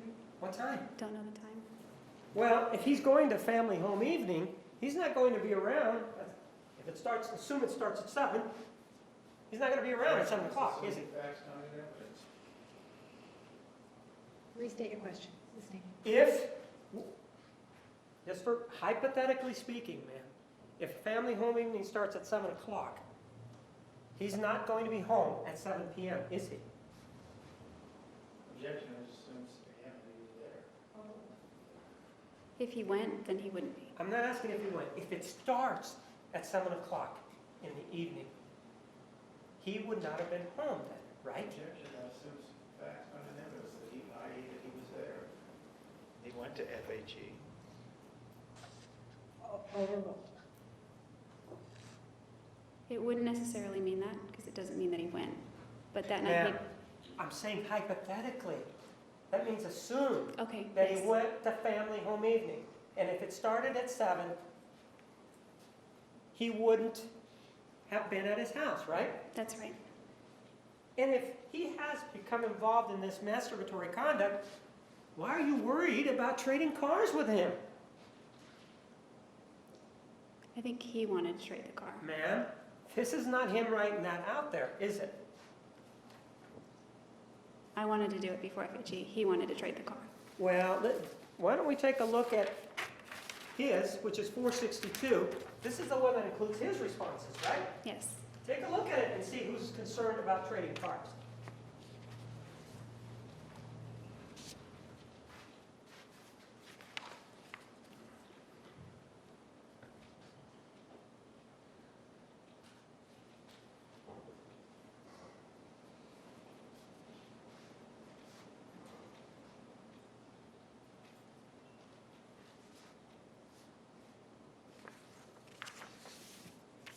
It indicates the back and forth involving the car, doesn't it? Yes, it does. I move for the admission of exhibit number 462.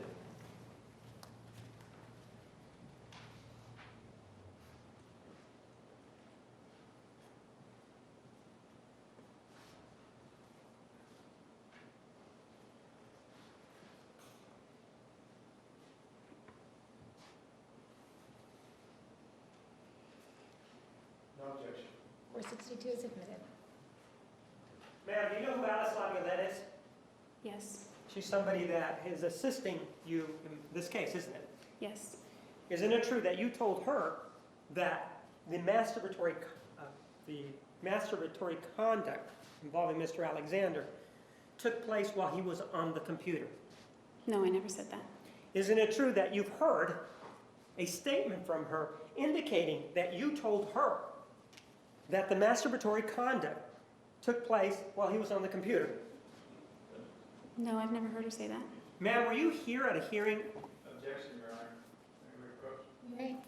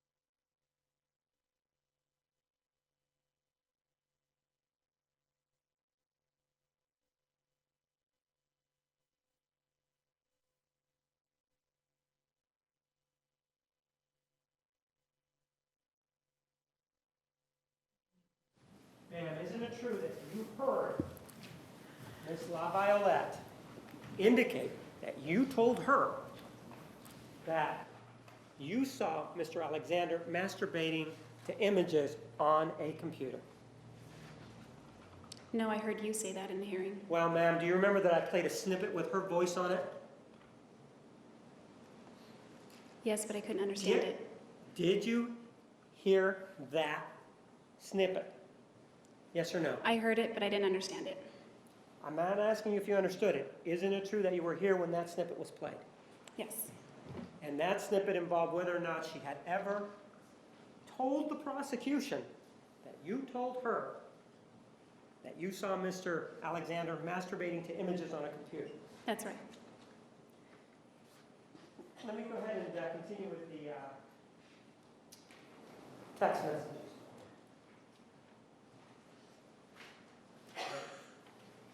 This is now exhibit 462.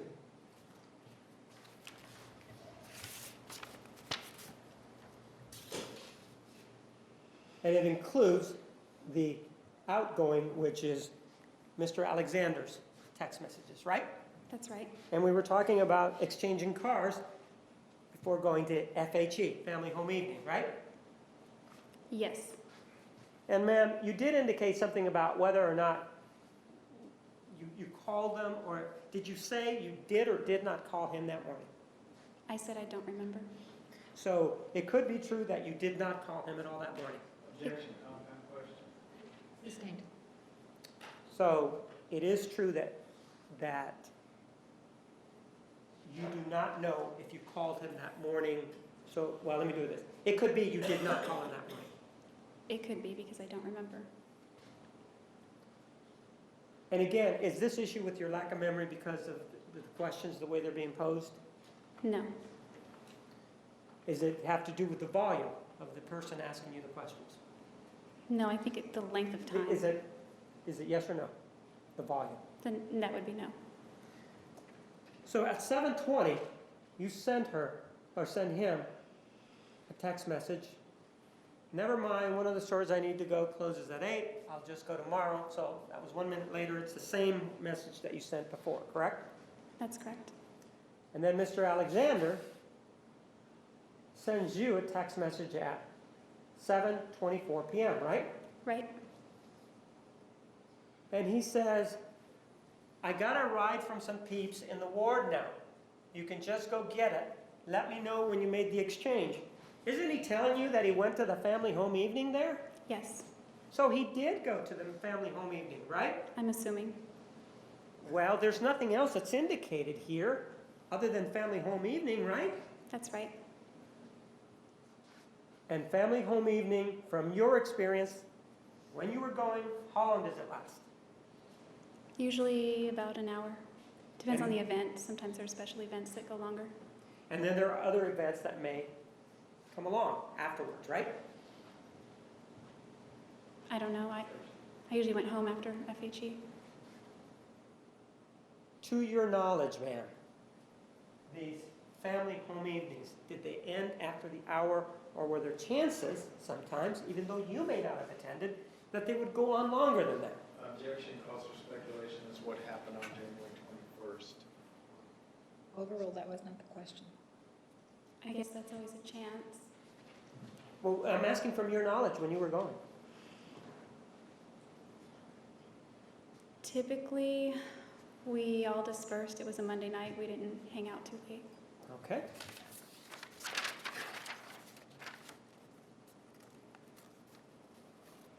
Then, at 7:25, you send him a text message that appears to be in response to that one, right? Because it's 1 minute later, right? Yes, And you say, I'm almost asleep, we'll see, right? right. And what you're talking about is exchanging the car, right? Yes, The big concern here is exchanging the car, right? yes. Doesn't have anything to do with what you claim you saw, right? We're talking about the car in this text message. Right. It doesn't, and the point here is that you're talking about very pedestrian issues, such as exchanging a car. You're not talking about, Travis, I saw you masturbating or anything like that, right? It wasn't a pedestrian issue with Travis. Pardon? The car was not a pedestrian issue with Travis. Well, so you're equating this issue with the car the same as him masturbating to images as kids. Is that what you're saying? Not by a long shot. No, that's not what I'm saying. Then, he's talking about, you obviously don't need it that bad. I got a ride so you could go get the car. Now you're going to sleep? That's what he tells you, right? Yes, He's made or tried to make arrangements for you to pick up your car, right? I don't remember which car I was driving. Well, he didn't have a car because he got a ride with somebody else, right? That's not why he got a ride. Well, when he's riding with somebody else, his car's not with him, right? That's right. And so he's without a car at family home evening or wherever it is that he went, right? Yes, You have a car, right? yes. His car, right? Objection, she's asking an answer. Overruled. I don't remember which car I was driving. Well, it wouldn't have been his car because you wouldn't have needed to exchange his car for his car, right? It would have been mine or his. Right. So you're driving your car, right? Objection, ask an answer. Overruled. I've already said that I don't remember which car I'm driving.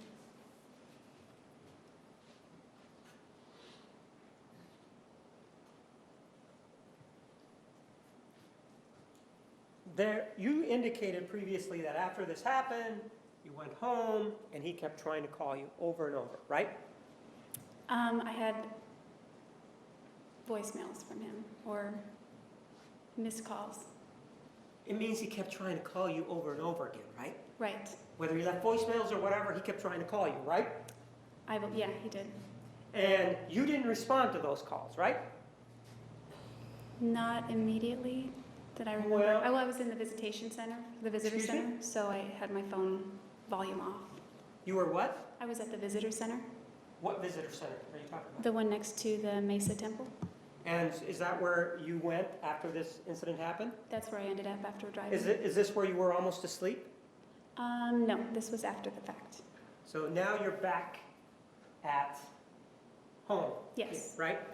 And in between then and, well, in between what you say you saw and when you were home, that's when you have all these calls, right? From the time I ran out of his house, he called. From the time you ran out of his house till what time at night are these calls coming in? Till I called him back. When? What time? As soon as I left the visitor center, I called him. Right? So you're sure that there's a bunch of calls that he made to you, and then they sort of piled up, whether they're voice messages or missed calls, and then you returned his call, right? That's how I remember it, yes. Okay. Actually, that's not the way it really went on that day. Isn't it true, ma'am, that there were actually 5 calls that day between you and him, where he called you 5 times and you called him back 5 times? Did you know that? That there were many more than 5. There may be 5 from his cell phone. I'm asking cell phone to cell phone, and you're saying that at that time you only had your cell phone, right? I only had my cell phone. Right.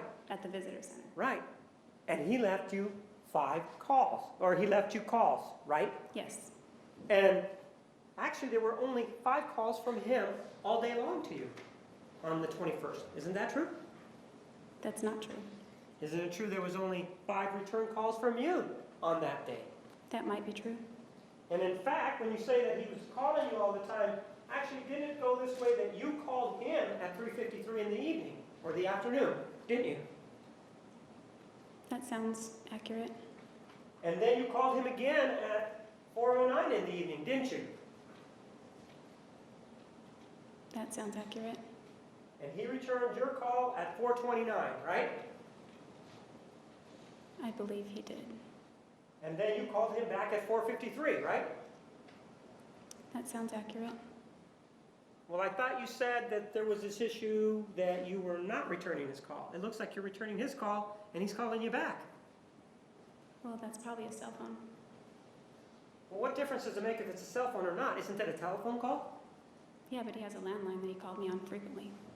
Right, but I'm talking about on that day, the calls that were made. What was his landline number, ma'am?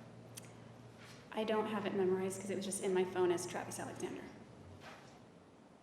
So you called him at 4:53, isn't it true, p.m., and he returned your call then at 4:54 p.m. Do you remember that? I don't recall that specific, but Isn't it true he then called you back at 5:11 p.m.? Remember that? not specifically. How about him calling you back at 5:20 p.m.? I don't remember specifically. And how about him calling you back at 5:48 p.m.? I just know he called me a lot that day. And then you returned his call at 5:53 p.m. Do you remember any of that? The time sounds accurate. Well, then if we go then to 462, which is the text messages, you have these calls and then it picks up with text messages. You see that? Yes, The communication does, right? yes. So there was never a time when, as you said previously, where you and he were not communicating. You're either communicating by telephone or by text message, aren't you? No, there's a gap. Well, you said that it was right that you called him at 5:53 p.m., right? You just said that that sounds right. It sounds about right. I don't remember the times. Right. And then the first message after this call that you said sounds right at 5:53 p.m. is at 6:41, right? Yes. Less than an hour later, right? The text, yes. And then there's one at 7:19, right? Yes. And if we say, hypothetically speaking, that family home evening starts at 7, he's already at family home evening by the time that he sends you this text at 7:24, right? That's right.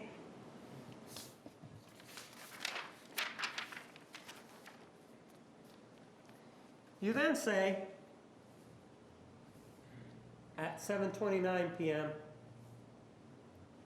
I fell asleep and a phone call woke me up, right? What date is that? The 21st, man. That's right. Okay. I fell asleep and a phone call woke me up. I thought you said you were at the LDS Center off of Dobson and Southern. Not by this time. I thought you were asleep.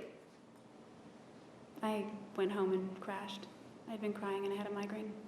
So, when did you go to sleep? Give us a time. I don't have a time that I fell asleep. I went to sleep after I left the visitor center. Well, when did you have time to sleep if you're calling him back and he's calling you, and then right after that, you begin texting back and forth? When is it that you find the time to sleep? Well, I didn't sleep for a long period of time. I just dozed off. Well, you do say at 7:25 p.m. that you're almost asleep. We'll see about this car transfer thing, right? Right. And then you put the Z's on there that indicates you're going to sleep, right? I was very tired, yes. And so you went to sleep. You say you went to sleep, right? I was laying there very tired and I think I fell asleep. Well, then you say at 7:29, 4 minutes later, I fell asleep and a phone call woke me up. That's when I sent you a text. That's what you say, right? Yeah. Well, when is it that you're sleeping? What's waking you up between those 4 minutes? What's going I don't on? think I'm sleeping right then. I don't know. I fell asleep. He wanted me to get the car. But he's at family home evening already, and he doesn't care because he's already at family home evening, isn't he? He was a little upset because he got a ride because he thought I was going to go get it. But it didn't happen, did it? No. And the big point going on here is not talking about anything that may have happened. You're not saying you're upset about anything. You're just talking about this car being exchanged, right? We're talking specifically about the car exchange in the text message. And you don't say, I'm upset, we need to talk, or anything like that, do you? No. You say you have a really bad headache, that you can barely move, right? Yes. And that's at 7:36, right? Yes. And then there's a gap of approximately 2 hours or an hour and 45 minutes, which could be with an activity with family home evening, right? Yes. And he says, all right, I'll get it tomorrow then, right? He says for me to get it tomorrow. All right, get it tomorrow then, right? Yes. In other words, make whatever exchange of cars that's going to happen, let's just do it tomorrow, right? Yes. Or have you do it tomorrow, right? Right, whichever. Which indicates you aren't going to get together that night, are you? At the moment, yes. Not at the moment. It says, do it tomorrow. Isn't that what it says? When that text was sent, yes. Okay, but then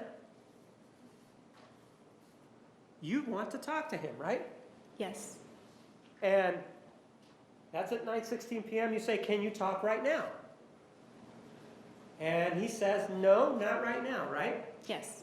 Presumably, if he went to family home evening, I'm not saying that he did, that's probably what he's doing, if he did go, right? If he did go. If he Maybe. did go, right? If family home evening is still going on at that hour.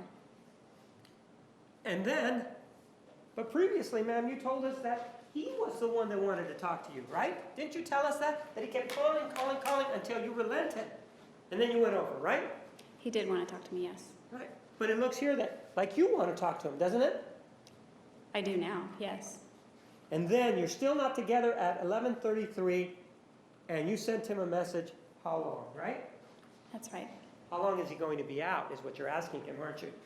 No, how long till he is ready to talk? Well, that's part of, given what we've seen about this relationship, isn't that part of your jealousy because you want to know what's going on with him that night? Objection, argumentative. Sustained. Ma'am, how long, that's you saying, how long before we can talk, right? Isn't that what it means? Yes. And then he says to you,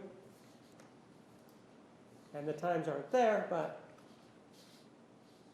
he does and by that I mean they weren't in, it says, did you use my phone this morning without asking, right? Yes, So if you got together with him, it was after 11:33, after he got done doing whatever he was doing, right? what was that question?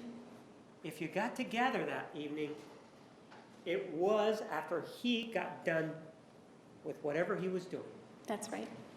And so it doesn't seem like he's in a hurry to talk to you, does it? I don't know. It doesn't seem like he's all this, like this upset that you portrayed him, that he really wanted to talk to you about this issue that you say that you saw him engaged in, right? Objection causes speculation. Sustained. There are gaps here where he's doing whatever he's doing and you're doing the asking how long, right? That's right. He then asks you whether or not you used his phone in the morning without asking, right? Yes, And you tell him that you did, right? yes, And you ask why, and he says nothing, right? yes, There's an issue about the deposit, and in fact, you're asking him if he made the deposit, right? yes, And he told you that he did, right? yes. Is he giving you money there? What's the date? Pardon? What was the date on that one? The 22nd. I don't know what we were referring to there. Well, you do say, your text message does say, did you make the deposit? Yes, And he said yes, and then you said what? thank you, I'll make it up to you soon. It looks like he lent you money there, doesn't it? Yes, Any idea how much money he lent you? he lent me money in small increments, I don't remember. And he would do it if you needed it, right? If he could, he would, yes. And if you needed it, right? Yes, Now, the next day, that same day at 3:36 in the afternoon, you say to him, I'm going to need a ride. I'm off at 4 p.m. Text me. Still the issue with the car, right? yes. Where's your car? Probably parked at his house. How'd you get to work? Sometimes he drove me and sometimes I carpooled with a coworker. So what happened on this particular day? I don't remember. What time did you get to work? I don't remember. I So usually you- worked in the morning, but sometimes I worked evenings also. So in this day, you're going to get off at 4 o'clock, right? Well, in theory, if business permits. But that's what it says there, though, right? Yes, And this is at 3:36. You want him to pick you up, right? yes. How long was your shift usually? 4, 6, 8 hours? Depending on the flow of business, typically it was 4 to 6 hours. All right. And then at 4:04, you send him another text message and you say, scratch that. They're keeping me here till 5 p.m. Can you pick me up then? The lunch offer from my voicemail still stands. What are you talking about? For him to pick me up. Pardon? For him to pick me up after work. No, I'm asking about the lunch offer. I'm not asking about him picking you up. I felt really bad for him and everything that happened, so I was just trying to make him feel better because if I were in his shoes, I'd want to jump off a bridge at this point. So what about the lunch offer? What are you talking about? That's what it was. I offered to get him lunch. Well, it's 4 o'clock in the afternoon, though. Lunch usually is noon, right? Well, not for Travis. And then he says, sure, I'm almost off, yay. Are you eating? If so, just sit in the counter, right? Right. Throughout this whole text message in between you and him, there's no discussion about anything that may have happened on the 21st, is there? Not in text messages, definitely not. The answer is no, right? No. And in terms of the phone calls that you claim that were being made, there wasn't this barrage of phone calls from him that you didn't respond to. Actually, it was more give and take, wasn't it? He left a barrage of phone calls at one period of time, yes. Pardon? He did. He left a barrage of phone calls. Well, then let's just take a look at his phone records, okay? So that we can see it. I'll see you back here at 3:25. Please remember the admonition. You are excused. All rise.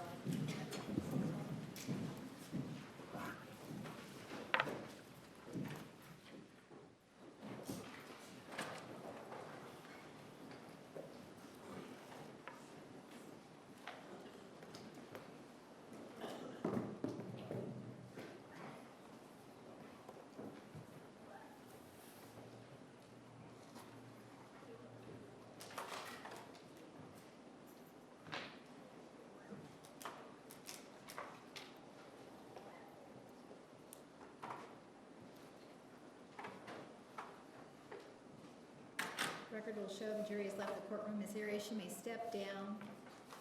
We are at recess.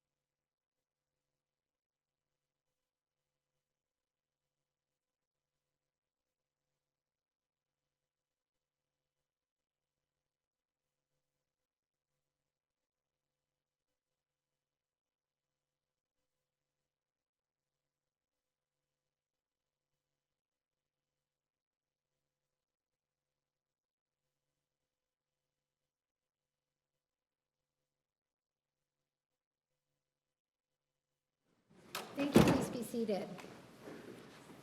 Ms. Arias, please take the stand.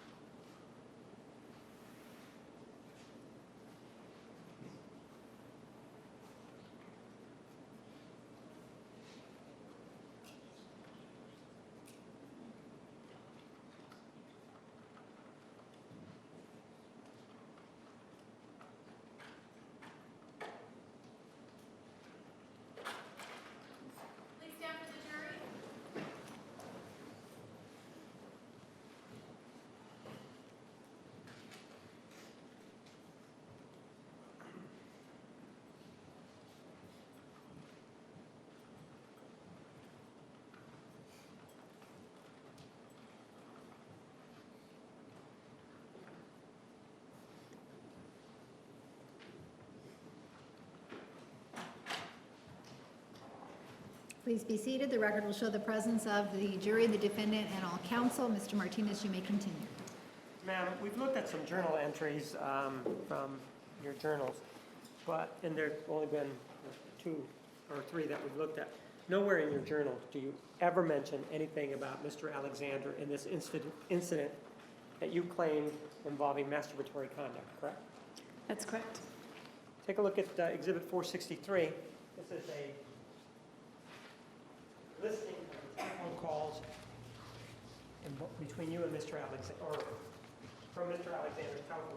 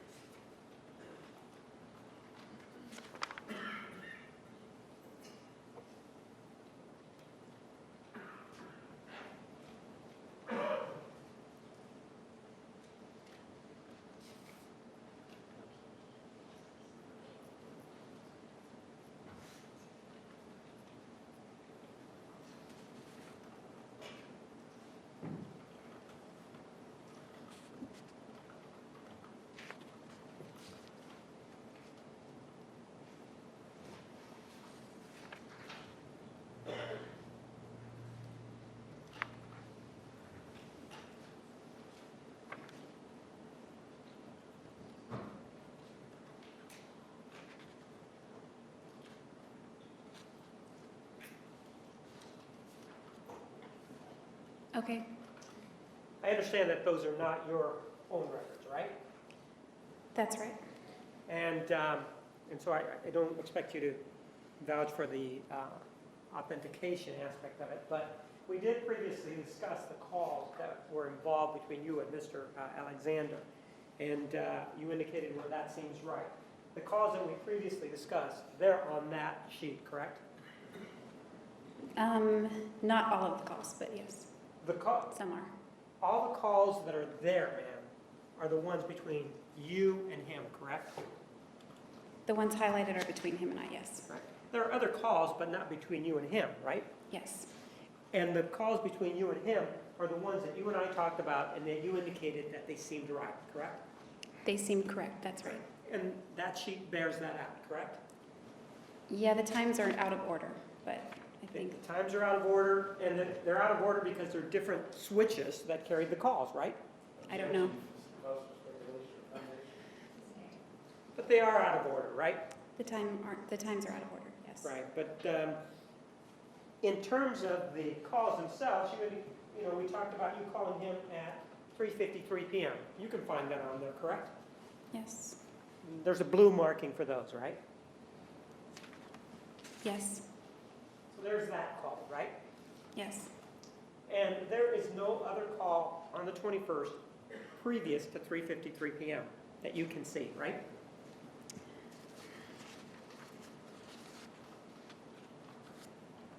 You mean from me to him? Right. Or from him to you, or from you to him.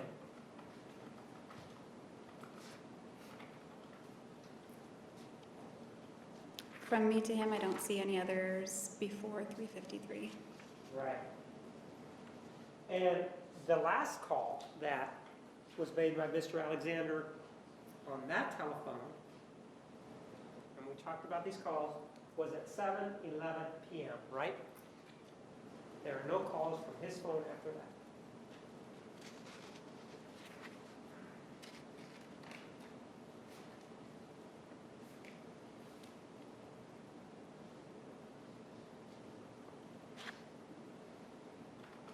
I don't see the one at 7-Eleven.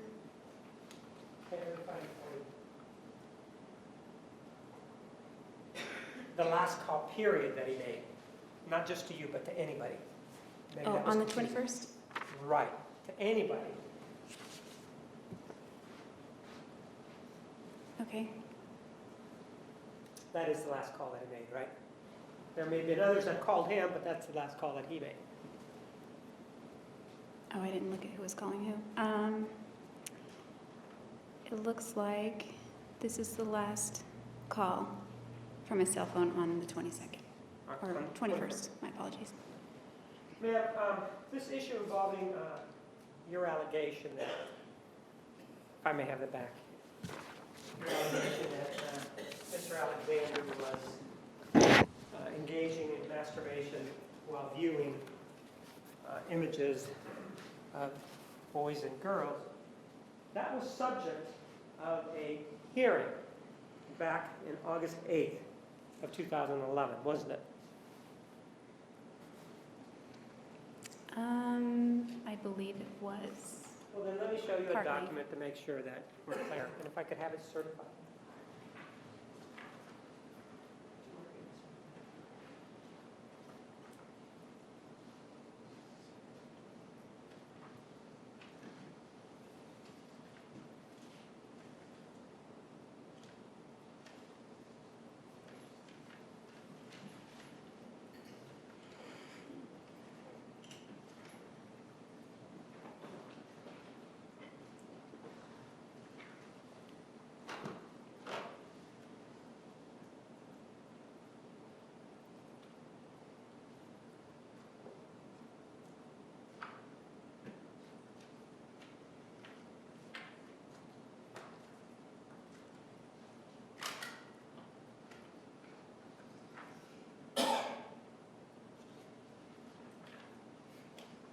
Before the question begins, I'm going to object to the language related to the hearing on August 8, 2011.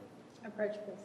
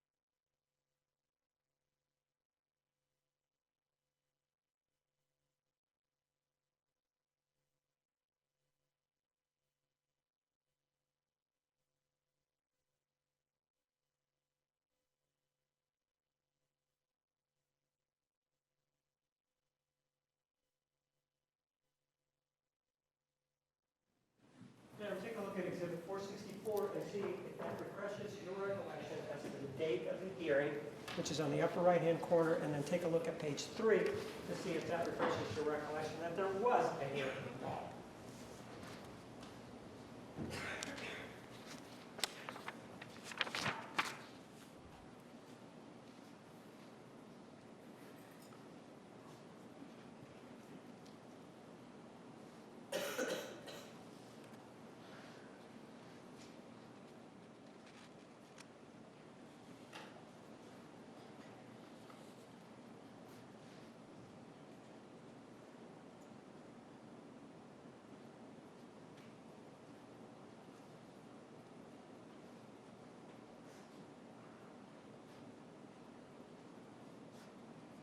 Yes, there's some language I don't understand, but I remember this. Right.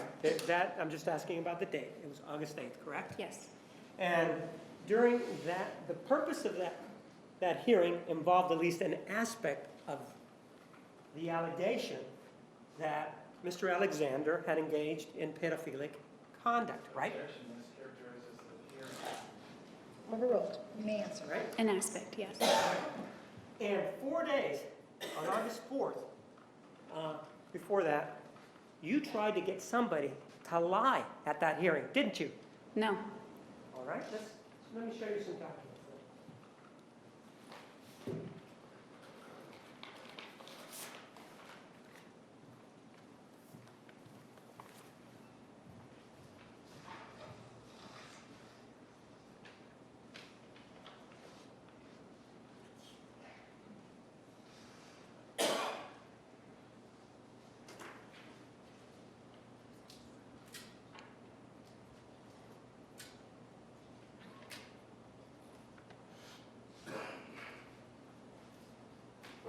I want you to take a look at Exhibit 465. Judge, we're going to object at this point. Yes, you may approach.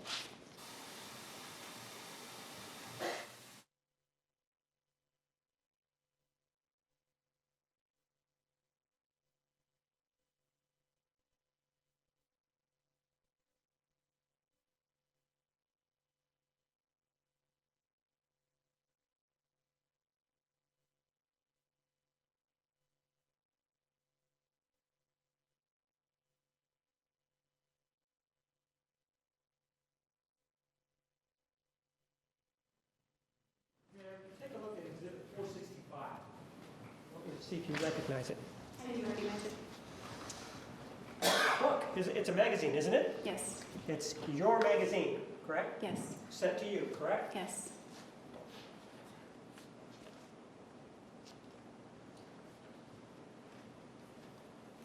Move for the admission of exhibit number 465.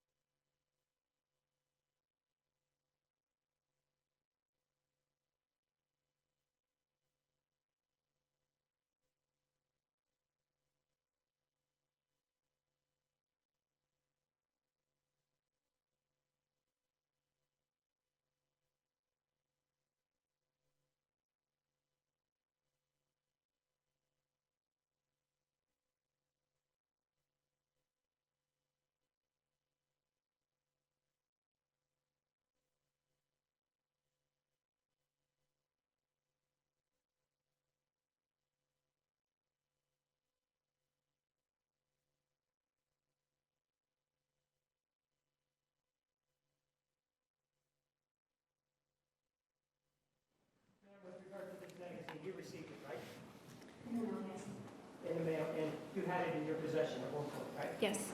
And you had it in your possession on August 4th, correct? I think I did. Pardon? I think I did, yes. I move for the admission of exhibit number 465. No objection. 465 is admitted.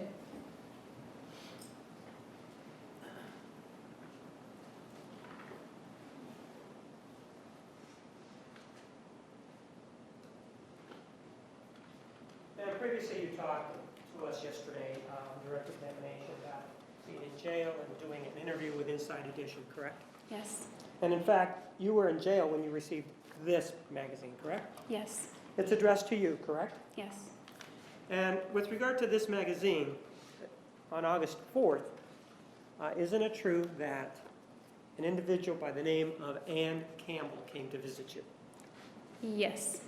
And she came by and she started to visit. The visitation began at 1:36, but for you roughly around 1:30 in the afternoon, right? Yeah, it was in the afternoon. And that conversation between you and Ann Campbell lasted approximately an hour, correct? It lasted a long time, from what I remember. And as part of the process, while you were there, one of the things that, or as part of the visitation, one of the things that you wanted to do was to give 2 magazines to Ms. Campbell, correct? Yes. And the way it works is that before you give that magazine, it has to go through a guard so that they can give it out to the person, right? It has to go through a sergeant. And in this case, that's what happened with this magazine, correct?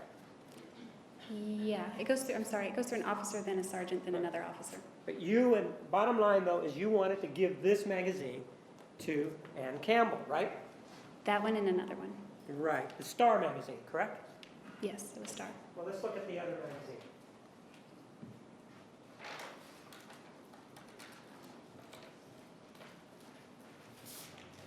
Let's take a look at exhibit number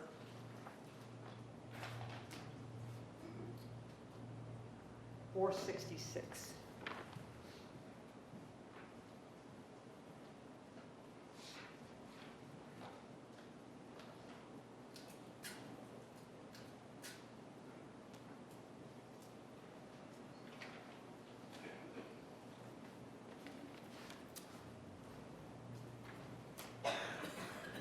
Is this the magazine that you wanted to give to Ann Campbell, 466?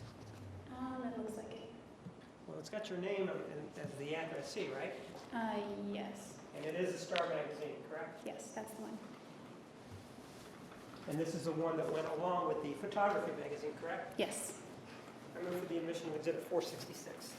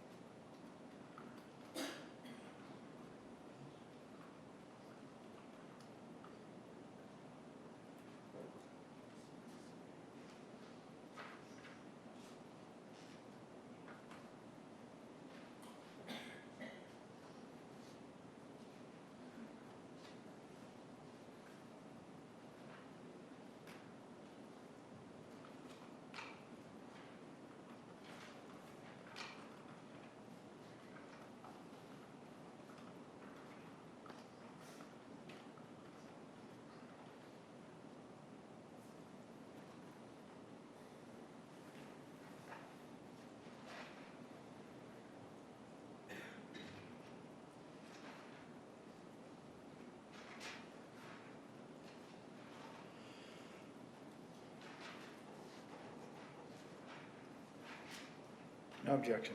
466 is admitted.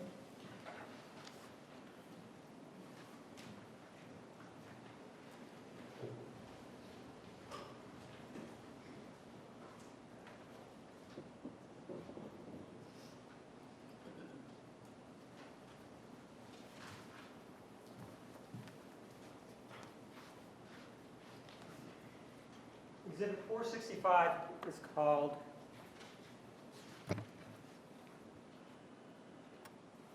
Digital Photo Pro in a magazine, correct? Yes, And you previously indicated to us that you're very interested in photography and that sort of thing, right? yes, I was. And that for many years prior to your arrest that you were involved in that sort of thing, right? Yes, You took photographs at weddings and all that, and other kinds of photographs, right? yes, And here is the tag that's on there. It does have your name on there, right? yes. Now, inside this magazine, on page 6, we just look at it, leave the printed numbers to the side and the red numbers to the side, there is some writing in pencil. Can you see it? Yes. And can you tell us, if you can, what that says? Mark Stanek, 520-256-1178, ABC in parentheses. And you know who Mark Stanek is, right? Yes, Mark Stanek is a producer for, or at that time was a producer for ABC News, right? yes. Well, I don't know if he was the producer at that time. But he had visited you on occasion, right? Yes, about 4 years ago. Right about the same time that this was going on. Well, let me just show you exhibit number.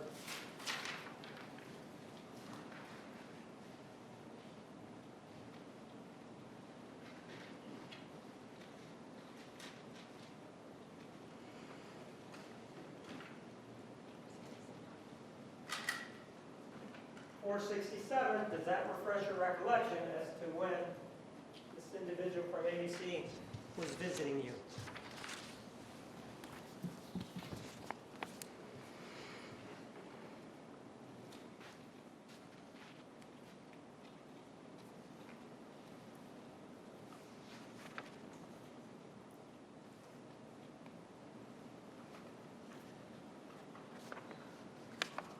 Yes. And what dates did he visit you? July 8th, 2009 and September 17th, 2009. Okay. And that's the same individual that's mentioned there, right? Yes,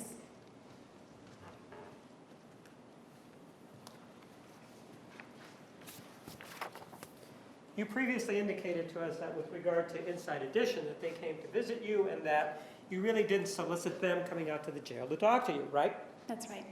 And that you believe that the guard pushed you into that interview, right? Inside Edition, yes.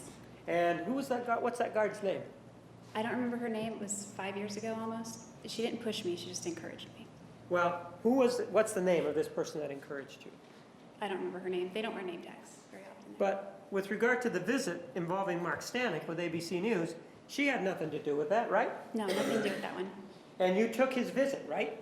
Yes, I did.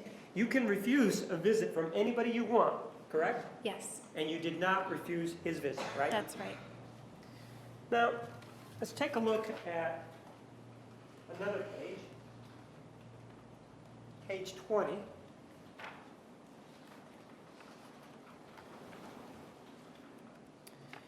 And there are some words there on page 20.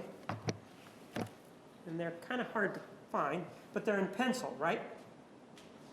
The writings? I haven't seen him. Those are in pencil, right? It looks like it, yes. Pardon? It looks like it, yes.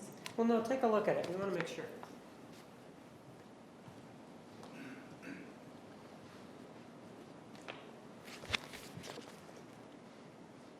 Yes, it is. And where you are living currently, they do not allow pens, right? That's right. They only allow pencils, right? Yes. And on this page number 20, it says, read it for me. You testify so. Okay. Page 37.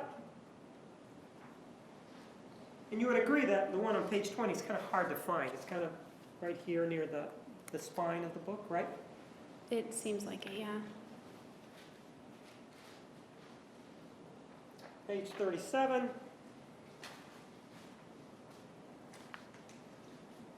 Has some more writing on it. You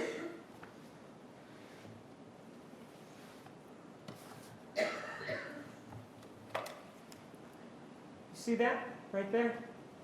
And again, if the glare is too much, let me know and I'll work it out. It looks like it said, oh, you want me to read it? I'm sorry. Yes, please. It looks like it says, we can fix this. We can fix this, right? Right.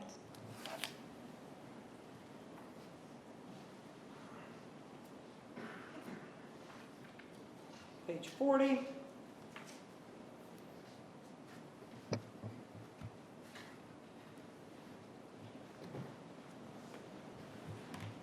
Has some more writing on it, and the lighting's not so good, but it says, what does it say? Looks like it says directly contradicts what I've been saying for over a year. Okay?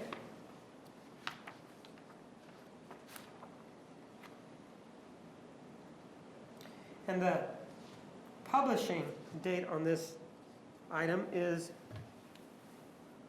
August 2011, correct? That's correct.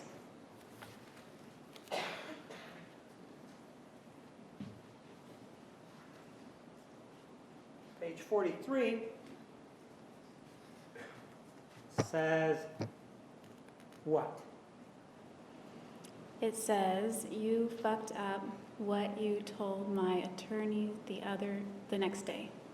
Okay. And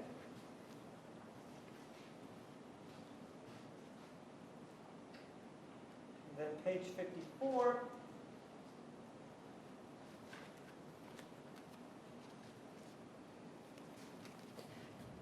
says what? Interview was excellent, must talk ASAP. And 56 says what? Get down here ASAP and see me before you talk to them again and before. Doesn't seem to make much sense, but let me mark an exhibit for you.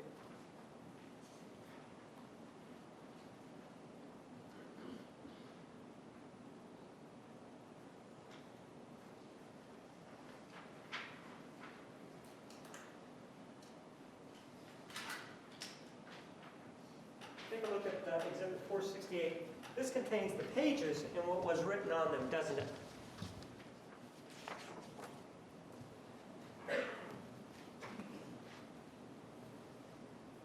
And if you need the book, let me know.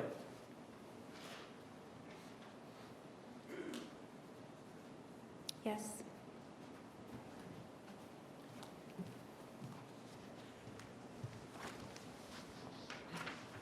I move for the admission of Exhibit 468.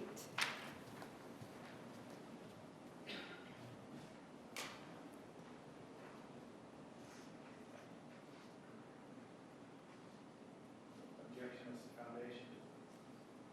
Approved.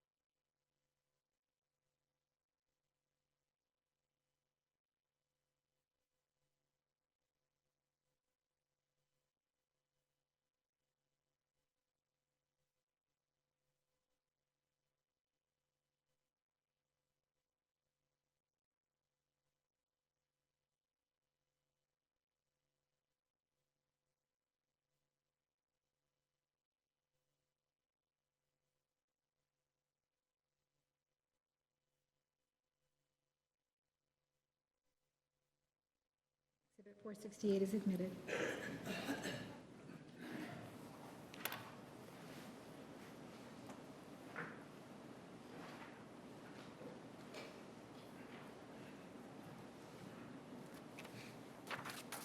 In summary, this is what we've just covered, correct, in the magazine? That's correct.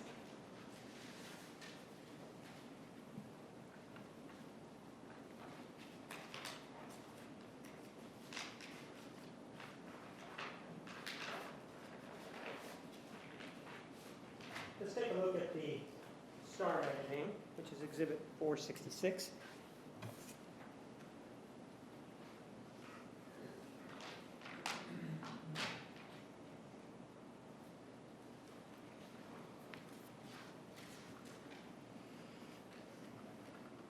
And this is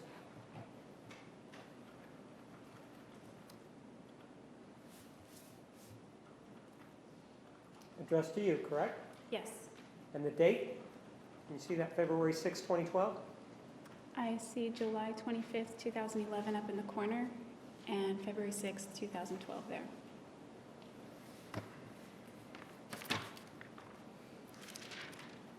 If we go to page 82, because if we look at this exhibit number 468, what is written here doesn't seem to make sense, correct? Not offhand, no. But if we then go to exhibit 466, there are some numbers at the bottom of that, and they're in pencil, aren't they? Yes. And what are those numbers, ma'am? My understanding is that they're page numbers. That may be your understanding, but what are the numbers? Oh, I'm sorry. 43, 40, 56, 20, 37, 54. Okay.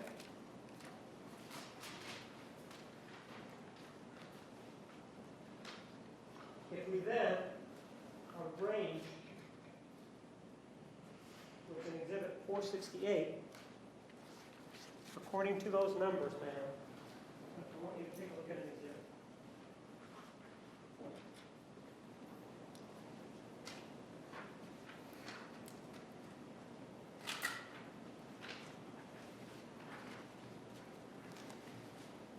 $469.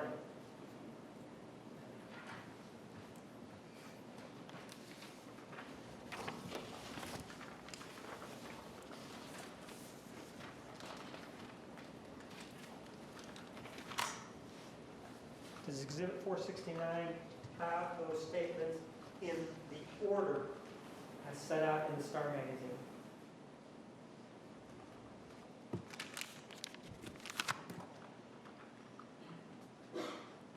Yes.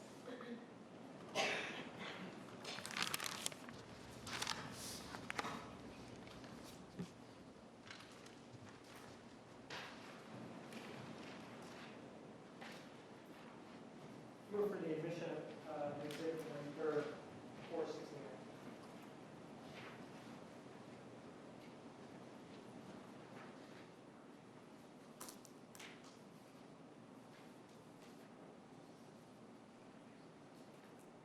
Objection, Your Honor. Overruled Exhibit 469 is admitted.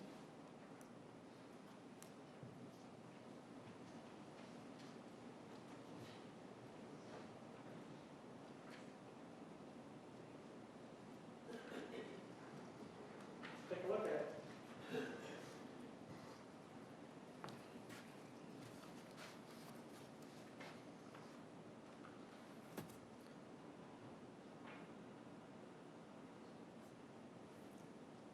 Read it, please. You fucked up. What you told my attorney next day directly contradicts what I've been saying for over a year. Get down here ASAP and see me before you talk to them again and before you testify so we can fix this. Interview was excellent. Must talk ASAP. And ma'am, this was written in these two magazines 4 days, when you attempted to transfer them, 4 days before a hearing on August 8th of 2011, correct? I don't know when they were written. Well, this magazine the Star magazine, as well as the photography magazine, you attempted to transfer those back on August 4th, 4 days before this hearing, right? Just the magazines, yes. And I know you keep saying just the magazines. The magazines have your name on them, correct? Yes, I'm only allowed to release my own property. Ma'am, I understand that, but those magazines have your name on them, right? Yes, And those magazines were in your possession on August 4th of 2011, right? yes, And those magazines you had with you when you went to meet with Ann Campbell, right? I brought them almost to the visit, but they don't go with me to see her. Excuse me? They don't go with me to see her. They get passed off to several different I officers. understand, but you brought them from your cell, correct? Yes, And you, at that point, at some point during the visit, requested that these magazines be given to Ann Campbell, right? yes, These two magazines that we're talking about here, correct? correct. And that was actually done. And you're trying to tell us about the process. Why don't you tell us what the process is? The process is when you want to release property, you have to fill out a request. You have to state your request fairly specifically, what you're releasing, the title of what you're releasing. At least those are the rules now. They've updated it. It was more generic then.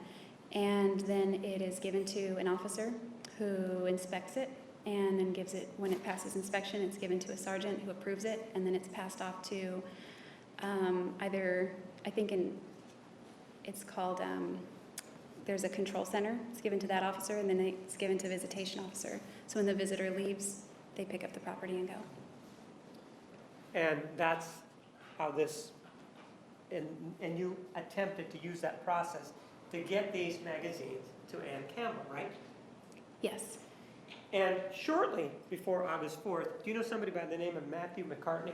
yes, I do. Shortly before this August 4th date, and by shortly I mean within the month, you know that Mr. McCartney was interviewed by the prosecutor, right?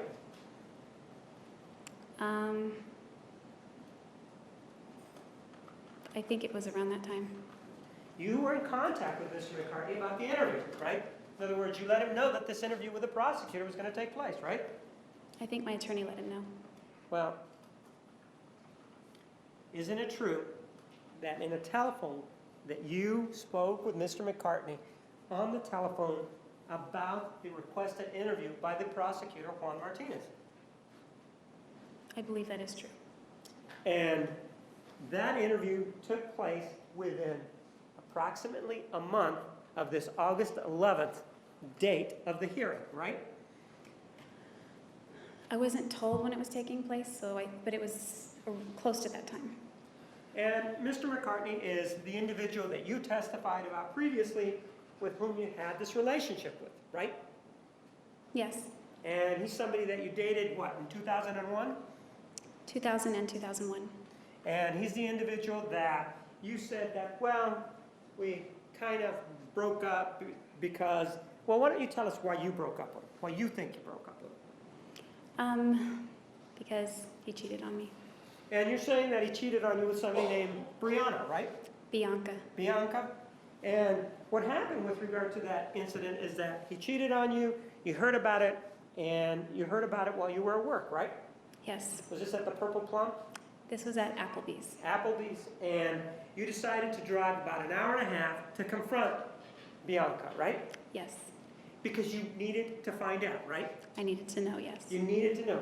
Isn't that sort of the same thing that you did with Mr. Alexander in August of 2007 when you saw him kissing with somebody, that you went and you asked him about what was going on the night before because you needed to know, right? Yes, And so you went up to, was it Crater Lake? yes, And you went up to Crater Lake, and this is the place where they have people living in not subsidized housing, but housing that is provided by the employer, right? yes, they're like dorms. And you were able to find where this Bianca was, right? Yes. How was it that you were able to find this Bianca if you had never had contact with her? I asked a mutual friend, and he told me what room she was in. So I Which went and knocked mutual on friend her. did? Go ahead, I'm sorry. So I just went and knocked on that door. Which mutual friend did you ask? I believe his name was Steve. And is this the individual that you said that acted really gay, right? He was gay, and he was acting very frantic. Right. And you indicated that when you came over there, he started to act really frantic, right? Yes. And he started to act really frantic just at the sight of you, right? I think because I was asking about Bianca and he knew about the affair. Well, he saw you and you started to talk to him, right? Yes. When you started to talk to him, did you immediately indicate to him that you wanted to talk about Bianca? Not about, but to. So you indicated you wanted to talk to Bianca, right? Yes. And immediately, or shortly thereafter, he started to get all flustered, right? Would that be correct or not? Not when I saw him, but when I went to her room to knock. So you start talking to him about Bianca, and he tells you what place, the room she's staying in, right? Yes. And he goes with you, right? No, he told me the wrong room. He gave, initially, when you went to see him, he gave you the wrong room, right? Yes. And you went to that wrong room. Yes. And when you went to that wrong room, did you speak to the people there? I knocked, nobody answered. In the meantime, Steve had gone somewhere else, right? Yes. He had gone to where Bianca was, right? Yes. But you didn't tell Steve why you were there, right? Just that I wanted to talk to Bianca. Right, but you didn't tell him why you wanted to talk to her, right? No, not why. No. And it was kind of an unannounced visit, right? Yes. And so he took it upon himself, without any prompting from you, to give you the wrong place and then go and talk to Bianca, right? Yes. Oh.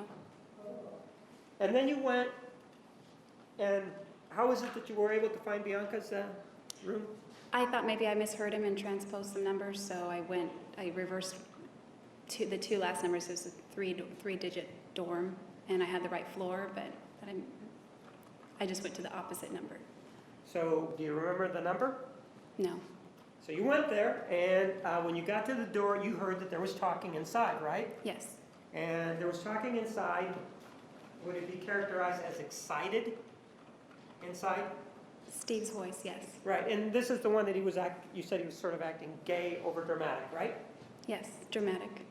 And you attributed that to the fact that he was gay, though, right? It was a feminine tone, so yes. Well, no, I mean, part of what you told us before was that, well, he's kind of gay and he's kind of He that is way, gay. and so that he was being dramatic, right?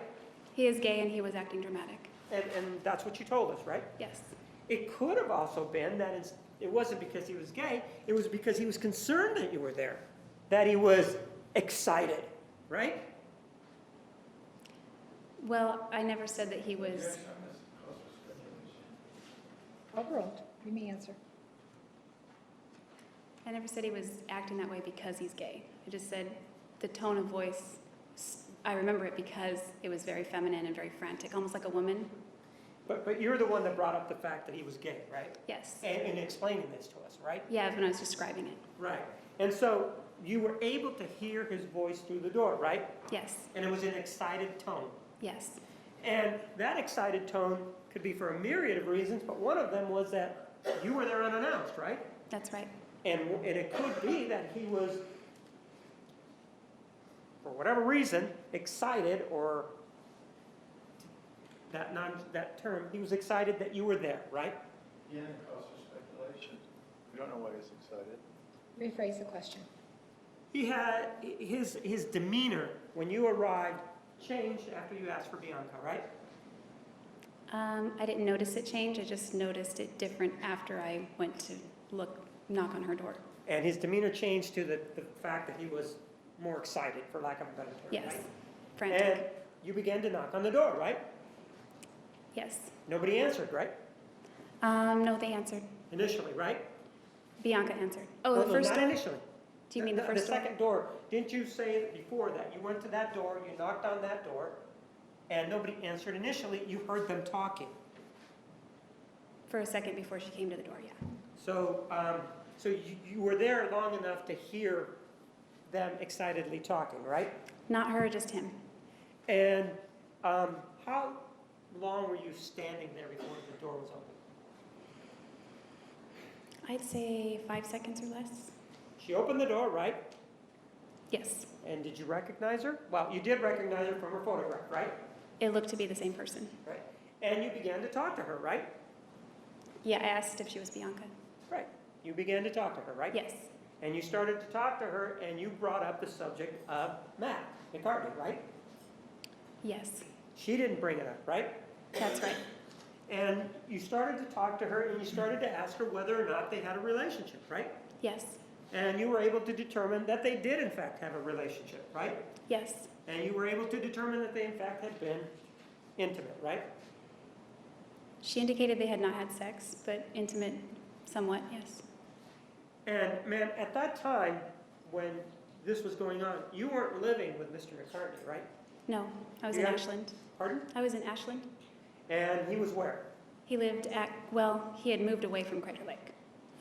He had lived at Crater Lake that summer, and now he moved back to Phoenix with his dad at that point. And your belief was that you and he were still boyfriend and girlfriend at the time, right? That was my belief. Actually, he may have had a different belief, as you came to know later, right? Yes, He did not believe that you and he had a relationship, but were not boyfriend and girlfriend at the time, right? I don't know if that was his belief. Well, you've spoken to him about it, right? Yes, And based on your conversation, don't you have a belief that at that time, he didn't think that you and he were boyfriend and girlfriend? based on that conversation, my belief was that he knew he had Pardon? messed up, and he was very sorry for it. But how long did this conversation take with Bianca? We actually sat and chit-chatted for about an hour. And this was at your request, right? And for an hour, you received information about what her relationship was with Mr. McCartney, right? He wasn't the whole conversation, but initially, yes. Well, you weren't there to visit with her because you'd driven an hour and a half, right? Can you say that again? Well, you weren't there just to chit-chat with her, right? That wasn't the point of the drive, no. I mean, you wanted to find out what the heck was going on with Mr. McCartney, right? Absolutely. And so it's fair to say that this wasn't a situation where you were just sitting there chit-chatting about her job or anything like that. It was because you were interested in finding out what was going on, right? Yes, And you were satisfied after speaking to her for about an hour what was going on. I was satisfied pretty early on, not just the hour. And in fact, isn't it true that you became a bit excited or upset during that conversation? No, At any time did you raise your voice to Bianca? definitely not. I was in her home. And in this place, Crater Lake, was what, an hour and a half from where you were living in Ashland, right? About 70 miles. But it's an hour and a half driving, right? I think so, yes, about an hour and a half. And then after that, where did you go? After that, it was very late. I didn't want to drive the hour and a half back because I fell asleep. So I went and stayed at in a mutual friend's dorm. There were two. And what's that friend's name? Eddie. Eddie what? Eddie Lee. And how did you know Eddie Lee? I knew him because his parents also owned a restaurant in Wairika, as did my parents at that time. And How old were you when this was happening? how old was I? Yes. I believe I just turned 21. And your parents still own a restaurant, right? No, not at that time. They had owned one up to, how old were you when they I think stopped? I was 16 when they closed it the first time, 16 or 17. Right about the time you moved out of their home. It was I moved out after they closed it. And growing up, they had more than one restaurant, though, right? Yes. And how many restaurants did your family have? Total that I know of,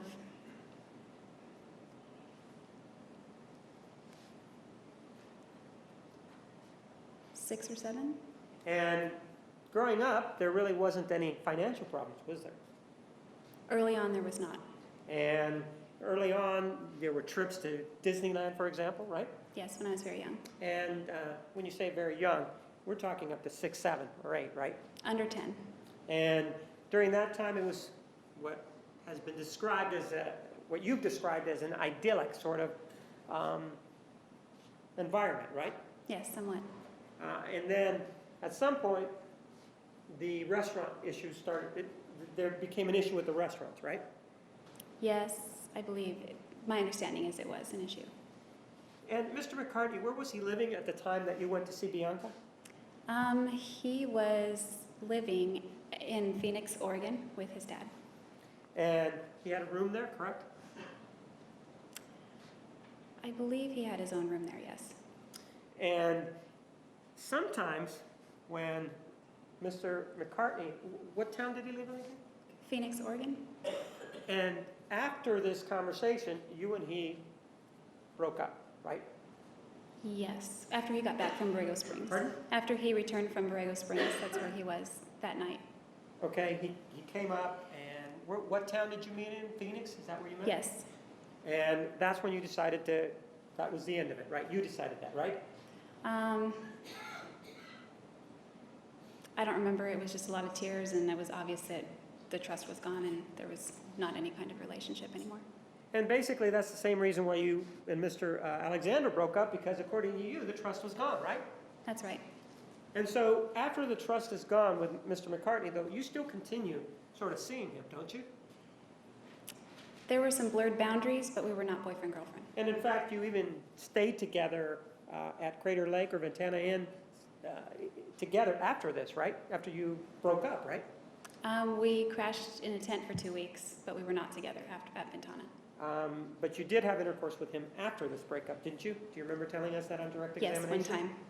One time, but you did though, right? Yes. And did he continue to live at his parents' house? He moved down to Ventana to find work also. He was looking for seasonal work. Right, and at Ventana, this is where they have the places to stay as part of the job, right? Yes, more employee housing.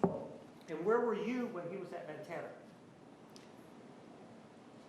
I was hired at Ventana first, and then he applied for a job right after me, and he was hired also. And you and he were not sharing, were you sharing the same bed or not? After I got housing, no, we were not. Right. Isn't it true that after you got housing, though, you would, when he wasn't around, go over to wherever he was staying and stay in his bed? He didn't have a bed, he lived in a tent, and no, that's not true. So, how long did you continue to see him? Well, we were no longer romantic. We just hung out more like friends. But you've continued to be friends up to this day, though, haven't you? We've sort of lost contact, but yeah, we're still friends. And, well, you at least had contact with him involving the interview with the prosecutor, though, right? I believe I did, but I know my attorneys did for sure. I'm not interested in what your attorneys did. I'm interested in what you did. Isn't it true that you had contact with him, right? Yes. And when you made your trip down from Wairika to kill Mr. Alexander, you stopped in the Monterey area, didn't you?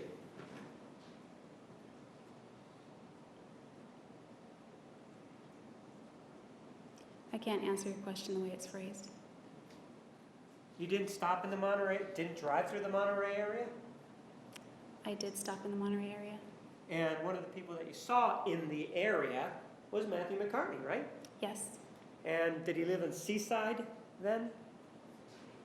I believe he lived in Pacific Grove And that's the same. or Monterey. I mean, the border is they were right next to each other. And so you actually stopped to see him back on June 3rd of 2008, right? Yes. And in fact, you spent the night with him June 2nd to the morning of June 3rd, right? Yes, I crashed on the floor. But you spent the night with him, right? Not with him, no. Okay, you spent the night at his apartment, right? Him and his roommate, yes. Okay, he and his roommate had an apartment. You spent the night there, correct? It was like a house. I stayed the night there in the room that they shared. In the house, they had a room together, both of them, right? Yes. And you stayed in the same room with these two individuals, right? Yes, on the floor. All right. And the three of you were in the room, though, is the point then, right? Yes, when we slept, yes. And you guys went to sleep around midnight, and you got up at what time the next morning, which would have made it the 3rd. What time did you get up? I don't know what time we went to sleep. and I woke up sometime in the morning. And did he go with you to see Mr. Brewer or not? No. And so you, after seeing him though, there, you parted ways and you left, right? And went to Salinas, right? Yes, I did. Yes, went to Salinas. Pardon? I went to Salinas.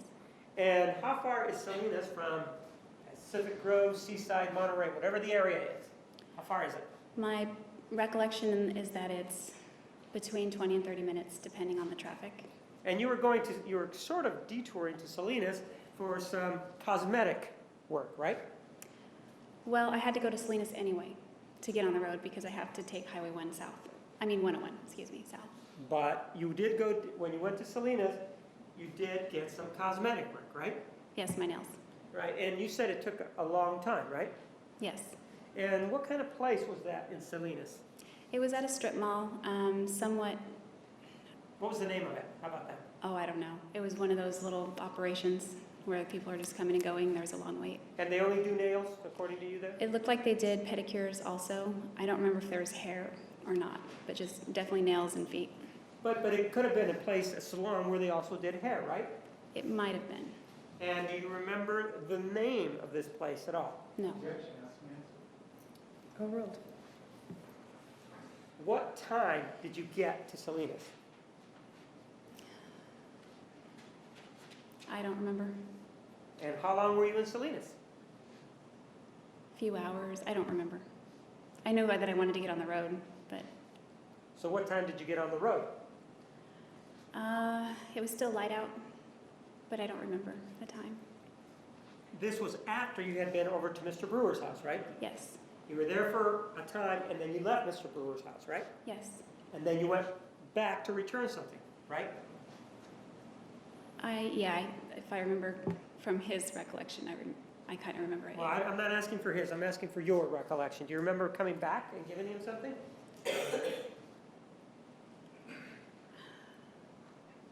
I remember, I don't actually remember it. Then I but- don't want you to tell me if you don't remember anything. Yeah. Judge? Yes, all right, ladies and gentlemen, Monday, 10:30. Please remember the admonition. Have a nice weekend. You are excused.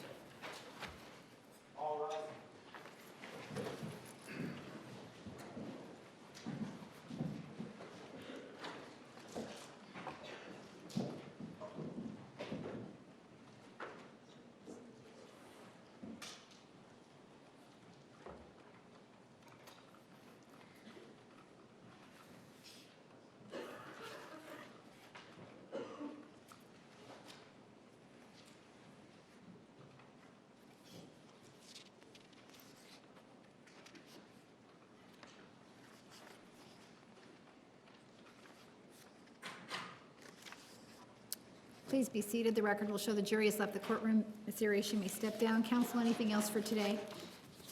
All right. Thank you.